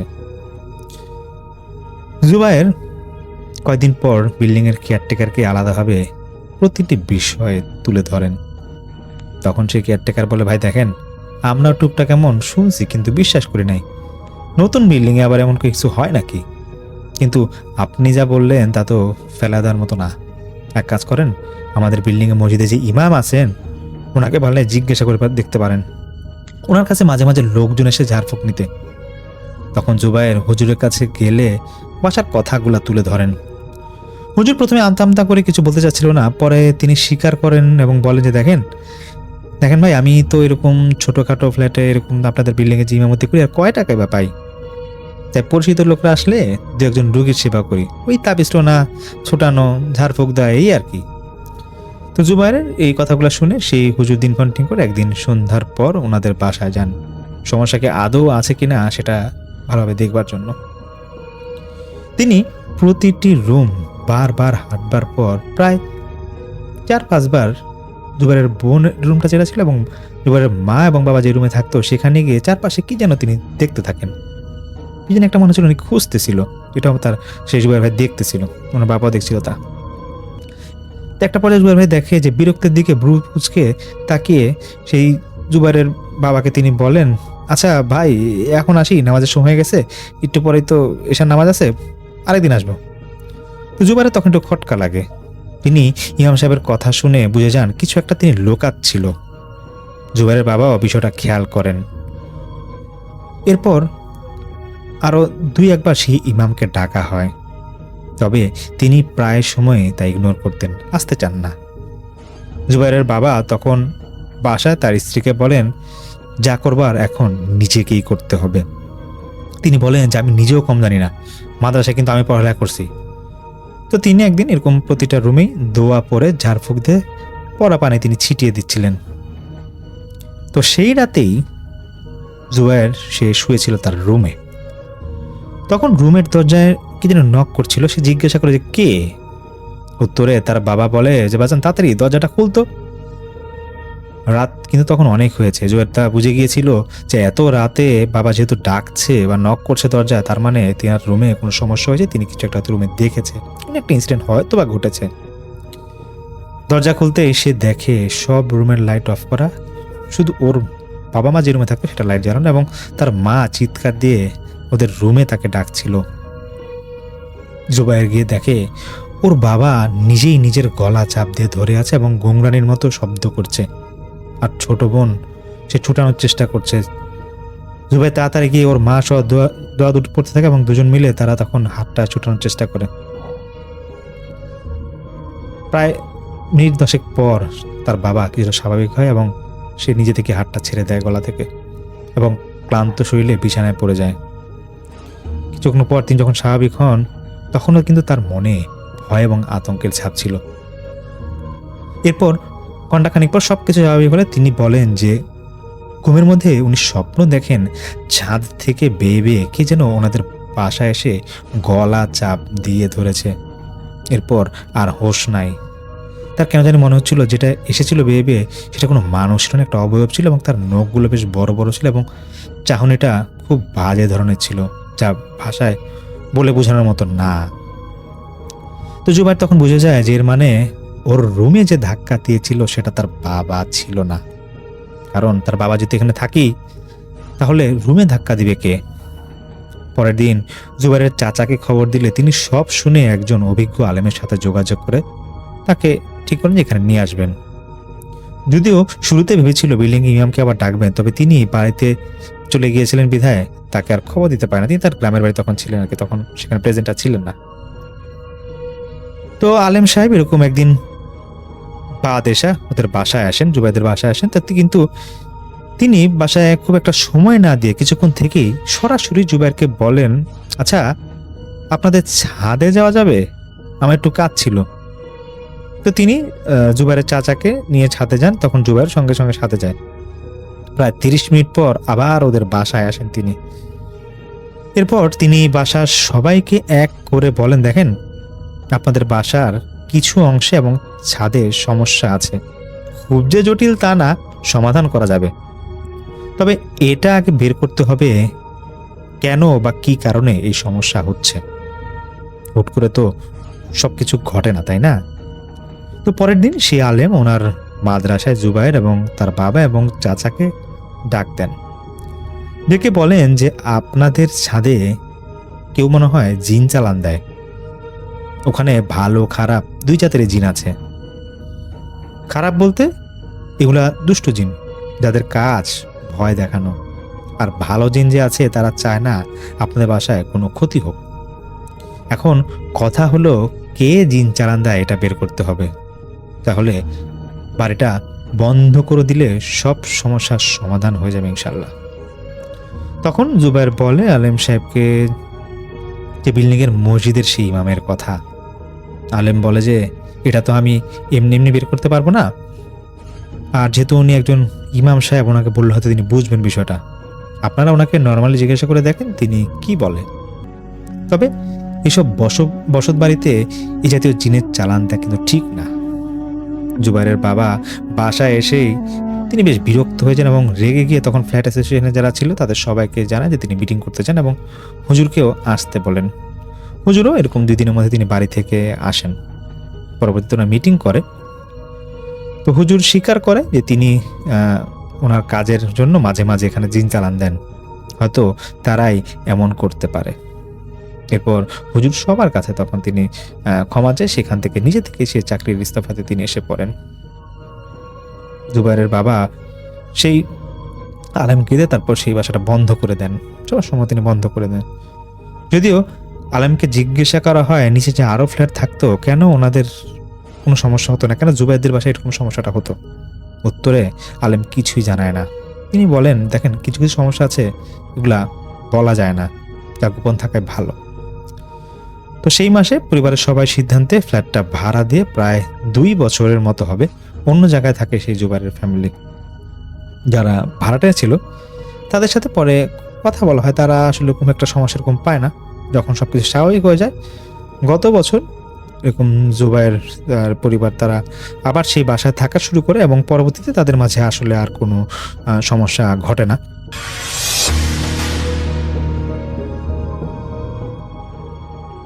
প্রিয় লিসেনার্স, এবারের ঘটনাটি আমরা যার কাছ থেকে পেয়েছি উনি একজন রেমিটেন্স যোদ্ধা ভাই। উনি বর্তমানে রয়েছেন সৌদি আরবে। ওনার নাম সাগর ইসলাম। ওনার ঘটনা এর আগেও আমরা প্রচার করেছি। ওনার বাড়ি যশোর জেলার বাঘারপাড়া উপজেলায়। সঙ্গত কারণে ওনার গ্রামের নামটি উনি প্রকাশ করতে চান নাই, এই কারণে আমরা বলতে পারছি না। তো এই ঘটনার একটি গুরুত্বপূর্ণ অংশ ওনার নিজের সাথেও ঘটেছিল, আর অপর অংশটি ঘটেছিল ওনার আপন ভাইয়ের সাথে। চলুন ঘটনায় চলে যাই। ঘটনাটি ঘটেছিল 2007 কি 8 সালের দিকে। এক্সাক্ট সালটা উনি মনে করতে পারেন নাই। ওই সময় উনি ক্লাস 5-এ পড়েন। ক্লাস 5-এর ফাইনাল পরীক্ষার তখন সময়। উনি তখন রাত জেগে লেখাপড়া করছিলেন। ওনাদের যে বাড়িটা, এই বাড়িটার পাশ দিয়েই রাস্তা চলে গেছে। ওই সময় কিন্তু ওই রাস্তাটায় ইটের সলিং ছিল, অর্থাৎ ইটের রাস্তা। ইটের রাস্তায় যখন কোনো গাড়ি চলাচল করে, ভ্যান, রিক্সা বা অন্য কোনো যানবাহন, তখন কিন্তু এক ধরনের শব্দ হয়। বিশেষ করে ভ্যান চললে এক ধরনের শব্দ হয়, খটখট খটখট শব্দ হয়। তো উনি রাতের বেলা যখন ওই নিজের ঘরে বসে লেখাপড়া করতেন, তখন ওই রাস্তা দিয়ে কোনো যানবাহন গেলে কিন্তু ওইটা শব্দ শুনে বুঝতে পারতেন কী ধরনের যানবাহন যাচ্ছে। বিশেষ করে রাত বেশি হয়ে গেলে ওই রাস্তায় কোনো যানবাহন চলাচল করতো না বললেই চলে, খুব রেয়ার কিছু চলতো আর কি। উনি রাতে লেখাপড়া করছেন, তো ওনার রুমে উনি একাই ওই সময় থাকতেন, আর ওনার যে ভাই আছে সে আর এক রুমে ঘুমাতো। উনি তো লেখাপড়া করছেন ওনার মতো করে। রাত আনুমানিক তখন 12টা, 12:15 মতো বাজে। হঠাৎ করে ওনার কাছে মনে হলো খুবই দ্রুত গতিতে রাস্তার উপর দিয়ে কোনো যানবাহন সাঁ করে চলে গেল, এবং এটার একটা ভয়ঙ্কর শব্দও হয়েছে। আর এত গতিতে গিয়েছে মনে হচ্ছে বিমান জাতীয় কোনো জিনিস চলে গেছে। এরকম জোরে তো এই ইটের সলিং করা রাস্তা, আর রাস্তার বিভিন্ন জায়গায় একটু ভাঙাচোরাও আছে, এত দ্রুত গতিতে তো এখান দিয়ে কোনো যানবাহন চলে যেতে পারবে না। যদি ভালো মানের কোনো গাড়ি, জিপ গাড়ি বা প্রাইভেট কার বা এই টাইপের গাড়ির কথা আমরা চিন্তা করি, সেগুলোও কিন্তু এই রাস্তাগুলোতে রয়েস হয়ে চলে, নাহলে কিন্তু গাড়ির ক্ষতি হবে। তাহলে এত দ্রুত এই রাস্তা দিয়ে গেলটা কি? উনি তখন সাথে সাথে ঘর থেকে বাইরে বের হয়েছেন। কি গেল? উনি আসলে বের হয়েছেন এই কারণে যে উনি দেখবেন কি গেল। কারণ হচ্ছে উনি তো এক দৌড়ে রাস্তায় চলে আসছেন, আর যেই জিনিসটা গেল রাস্তা তো সোজা, উনি তাকানোর পরও কিন্তু দেখতে পারবেন অনেক দূর পর্যন্ত যে এটা আসলে কি। তো উনি দৌড় দিয়ে ঘরের বাইরে বের হয়ে আসছেন, এসে দেখেন যে কিছুই দেখা যায় না। ওই সময় আবার আর একজন ব্যক্তিকে উনি দেখতে পান। উনি আবার তার চাচা হন আর কি, এই যে সাগর ইসলাম ভাইয়ের চাচা হন। তো ওই চাচা বলতেছেন, কি রে সাগর নাকি? তখন সাগর ইসলাম ভাই বলছে, হ্যাঁ চাচা। তখন ওই চাচা বলছে, এই কী গেল রে? আমি তো এটা দেখার জন্য আসলাম, এত জোরে শব্দ হইলো, আমি তো শব্দ পাইলাম। তখন সাগর ইসলাম ভাই বললেন যে হ্যাঁ আমিও তো শব্দ পাইলাম, তো দেখার জন্য আসলাম, এখন তো দেখি কিছুই নাই। তো জিনিসটা আসলে কি, কোন ধরনের যানবাহনের শব্দ এরকম হলো এই রাস্তায়, তা তো বুঝতে পারলাম না। তখন চাচা বললেন যে আচ্ছা ঠিক আছে, যা যা যাওয়ার গেছে, মনে হয় অন্য কিছু হইতে পারে, আমি গেলাম, তুইও বাসায় গিয়ে শুয়ে পড়। তো চাচাও চলে গেলেন, কারণ ওনাদের বাড়িতে পাশাপাশি ছিল। সাগর ভাইও চলে আসলেন রুমে এসে উনি আবার পড়তে বসলেন, কারণ তখনও ওনার পড়া পুরোপুরি শেষ হয়নি ওই রাতের মতো আর কি। ওনার ভাই কিন্তু ঘুমিয়ে পড়েছেন বেশ অনেকক্ষণ আগেই। উনি প্রায় আরও আধা ঘন্টার মতো লেখাপড়া করেছেন। লেখাপড়া করার পর হঠাৎ করে ওনার ভাইয়ের রুম থেকে প্রচণ্ড জোরে একটা চিৎকারের আওয়াজ আসে। তো উনি তো দৌড়ে গেছেন, ওনার ভাইয়ের ওই চিৎকারে ওনার মা বাবা জেগে গেছেন, তারাও দৌড়ে আসছেন যে এই ঘটনা কী হইল। তো ওনার ভাই দেখা গেল যে খুব ভীত অবস্থায় বিছানার উপর গুটিসুটি হয়ে বসে আছেন, আর এক হাত দিয়ে বুকের উপরে মানে হাত দিয়ে ডলছেন, মনে হচ্ছে উনি বুকে কোনো আঘাত পেয়েছেন। তো ওনার মা বাবা যখন আসে, এই সাগর ইসলাম ভাইও আসলেন, কি হয়েছে জিজ্ঞেস করলে একটা ভয়ঙ্কর কথা বলে ওঠেন।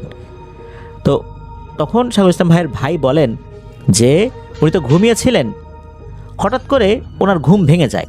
তা ঘরের মধ্যে তো ডিম লাইট ছিল, উনি নাকি তাকিয়ে দেখেন যে ওনাদের ঘর তো আসলে উপরে টিন ছিল, আর টিনের নিচ দিয়ে অনেক সময় এই যে দেখা যাচ্ছে আড়া বলে অনেকে, যে বিভিন্ন গাছগুলো বা বিভিন্ন বাঁশ এই টাইপের জিনিসগুলো আড়াআড়িভাবে বা লম্বালম্বিভাবে দেওয়া হয় ঘরের একটা ব্যালেন্স রক্ষা করার জন্য, আর ওইটার উপর অনেক সময় চাটাইও দেওয়া হয়।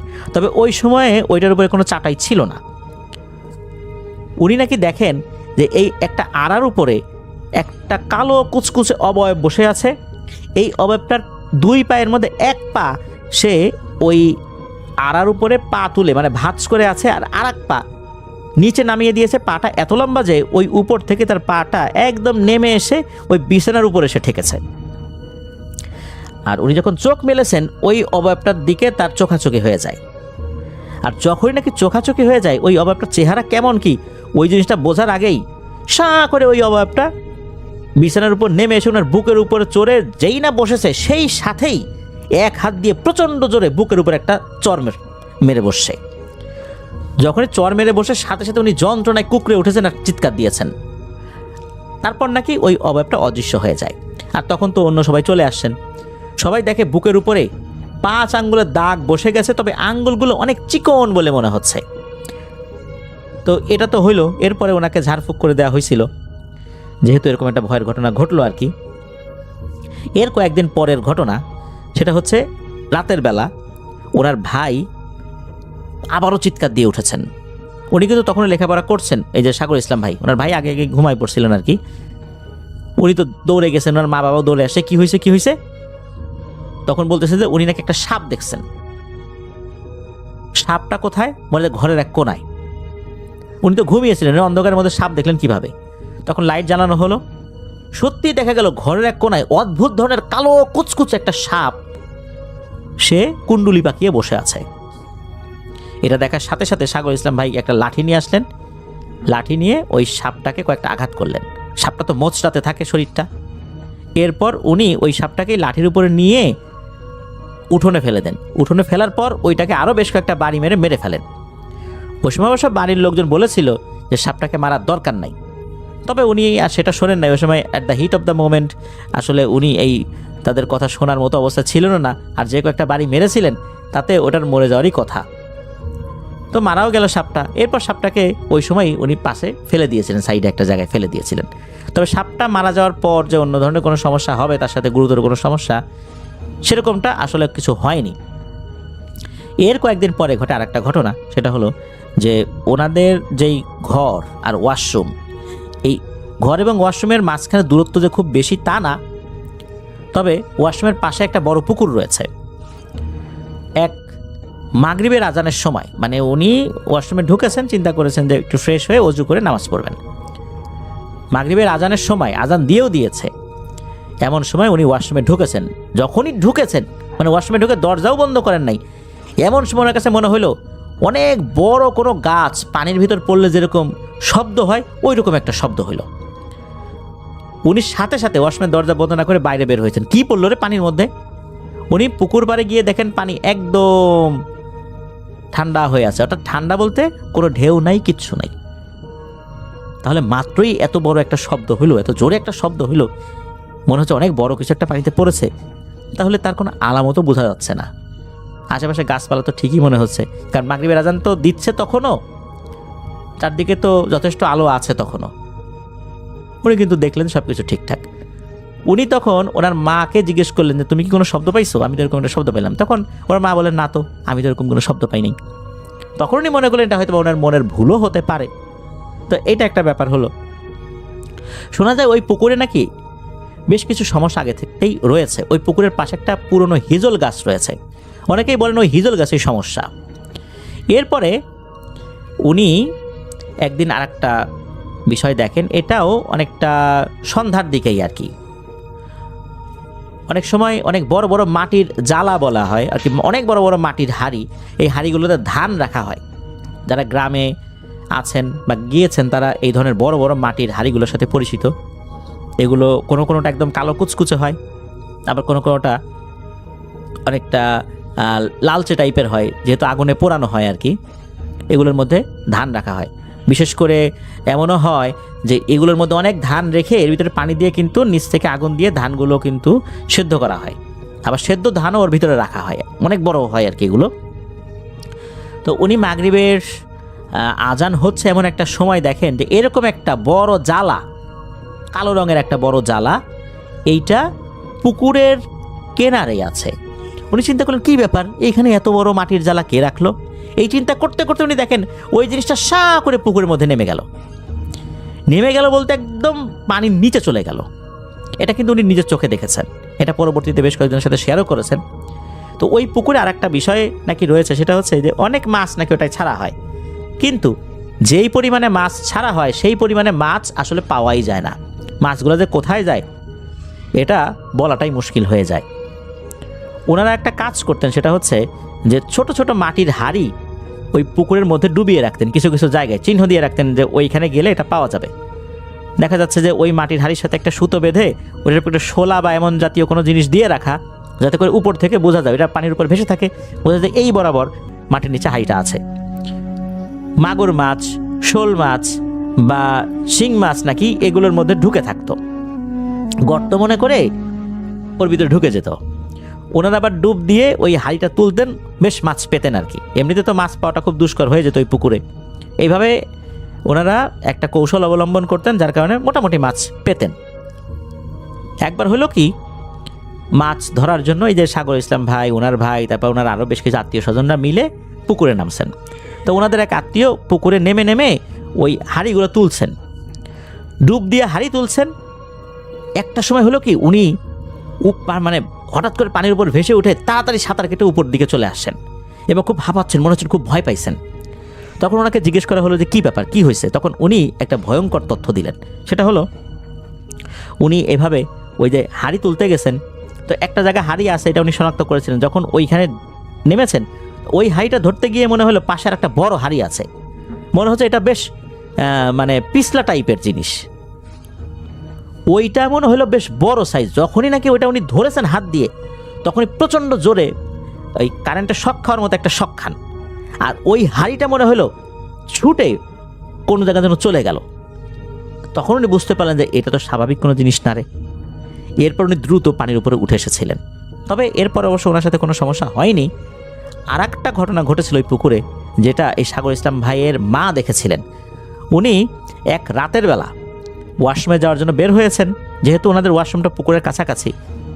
তো ওয়াশরুমের কাছে যাওয়ার পর উনি দেখেন যে মোটামুটি চাঁদের আলো তো ভালোই আছে, চাঁদের আলোতে দেখা যাচ্ছে পুকুরের পানির উপরে 7-8টা অবয়ব মনে হচ্ছে মারামারি করছে, একটা আর একটাকে মারছে, আশ্রাচ্ছে, ধস্তাধস্তি করতেছে। তো এরকম মনে হচ্ছে। এগুলো চেহারা বোঝা যাচ্ছে না, এগুলোতে কালো অবয়ব, মানুষের মতো শেপ, বেশ লম্বা লম্বা, এটা বোঝা যাচ্ছে। তো এটা দেখার পর উনি আর কোনো শব্দ না করে দ্রুত ঘরের মধ্যে চলে আসেন। তো পুকুরে যে সমস্যাগুলো হচ্ছে, অনেকে ধারণা করতেন যে ওই হিজল গাছেই মেইন সমস্যাটা। এরপর নাকি বেশ ময় মুরব্বী এবং আলেমদের সাথে পরামর্শ করে ওই হিজল গাছটিকে কেটে ফেলা হয়েছিল। এরপর থেকে সমস্যাটা তুলনামূলকভাবে কমে গেছে।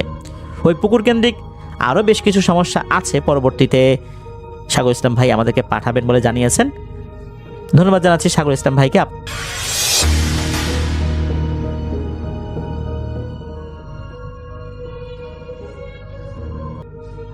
হ্যালো, আসসালামু আলাইকুম রাসেল ভাই, আশা করি আপনি ভালো আছেন। আমি জানি আপনি সব সময় ভালোর দলেই থাকেন। আমার নাম মোহাম্মদ রাজু মিয়া, আমার বাড়ি রংপুর বিভাগ, লালমনিরহাট জেলা, আদিতমারি থানা। ঘটনাটি ঘটেছে আমার পাশের একটি এলাকায়, আমার একটা চাচার সঙ্গে। চাচার রাতে ঘোরার একটা অভ্যাস ছিল। তো তার বন্ধু তার বাড়িতে বেড়ানোর জন্য এসেছিল। তো দুই বন্ধু অনেক দিন পর দেখা হলো, তার বাড়িতে তার বন্ধু আসলো ঘুরতে, একসঙ্গে খাওয়া দাওয়া করলো বাড়িতে। বন্ধুকে বললো যে চল, অনেক দিন থেকে রাতে ঘুরি না, আজকে তোকে নিয়ে একটু আমার পাশের এলাকাগুলো ঘুরবো। তো তার বন্ধু অনেক খুশি হয়ে বললো চল, অনেক দিন থেকে তো আড্ডা দেই না, চল আড্ডা দেই। তো চাচা বলল চল, সামনে একটা দোকান আছে, ওইখানে চা ভালো হয়, ওইখানে দুইজন মিলে আর কি যে একটু চা খেয়ে আড্ডা দিয়ে আসি। তো এই কথা বলে চাচা আর চাচার বন্ধু দুজনে মিলে রাতে বাইক নিয়ে বেরালো। তো কিছু দূর যাওয়ার পথে ওই একটা বট গাছের নিচে সেই দোকানটা, ওই দোকানে চা খাইতে গেল। তো চাচা আর চাচার বন্ধু, তখন রাত বাজে 1টা, চাচা আর চাচার বন্ধু সহ বেড়াতে গেল, যে দোকানে 1 কাপ করে চা খাইলো। তো চা খাওয়ার পর কিছুক্ষণ ওরা বিড়ি সিগারেট স্মোক করলো, আড্ডা দিয়ে বলতেছে যে চল আর এক জায়গায় যাই, ওইখানে একটা বিল আছে, বিলের পাড়ে একটু ঘুরে আসি। তো তার বন্ধু বলতেছে চল, আজকে সারা রাত ঘুরবো, সমস্যা নেই, অনেক দিন পর তোর সঙ্গে দেখা হলো, আজকে একটু আড্ডা দেই। তো এই কথা বলে বাইক স্টার্ট দিয়ে চাচার বন্ধু সহ ওই বিলের পাড়ে যাইতে শুরু করলো। তো কিছু দূর যাওয়ার পথে বিলের ধারে একটা শ্মশান ছিল। তো ওইখানে যা চাচার বাইকের তেল হঠাৎ করে শেষ হয়ে গেল। তো চাচা বলতেছে ওরে, আজকে তো বাইকের তেল নেওয়ার কথা ছিল, তুই আসবি বলে সন্ধ্যা আমি তাড়াহুড়োর মাঝে তেলটি ভরার মনেই ছিল না, এখন কি করি। এই কথা বলে তার বন্ধু বলতেছে যে সমস্যা নাই, চল নেমে দুইজনে ঠেলা দিয়ে হাঁটতে হাঁটতে সামনে আগাই, কোথাও এক জায়গায় বসে কিছুক্ষণ থেকে তারপর বাইকটা নিয়ে হাঁটতে ধরি। তো কিছু দূর যাওয়ার পথে সেই শ্মশানের সামনে দেখতেছে একটা ব্যক্তি মারা গেছে, তাকে আর কি ওইখানে সমাধি দিতেছে, মানে দুই একটা বামন আর এক শ্মশানের মধ্যে আগুন ধাউ ধাউ করে জ্বলতেছে। তো স্বাভাবিকভাবে চাচা আর চাচার বন্ধু তাদের দুজনের মনের মতো করে তারা হাঁটতেছে। হঠাৎ করে দেখতে পেল ওইখানে একটা বট গাছের নিচে লম্বা করে একটা সাদা পেতনি, মানে মহিলা রূপের পেতনি, নিচে মানে কাপড় চোপড় সব সুন্দর, কিন্তু তার শরীরের যে মুখের গঠনটা দেখতে একদম ভয়ানক, একটা বিশ্রী দাঁত বড় বড় দিয়ে ঝুলিয়ে আছে সেই বট গাছের নিচে। চাচা দেখতে পেল আগে, তারপর চাচা ওনার বন্ধুকে বলতেছে দেখ তুই কি কিছু দেখতে পারতেছিস?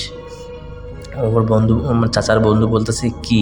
ওই দেখ বট গাছের ওইখানে একটা কী জানি ঝুলে আছে, কীরকম দেখতে লাগতেছে, আমার তো পুরো ভয় করতেছে।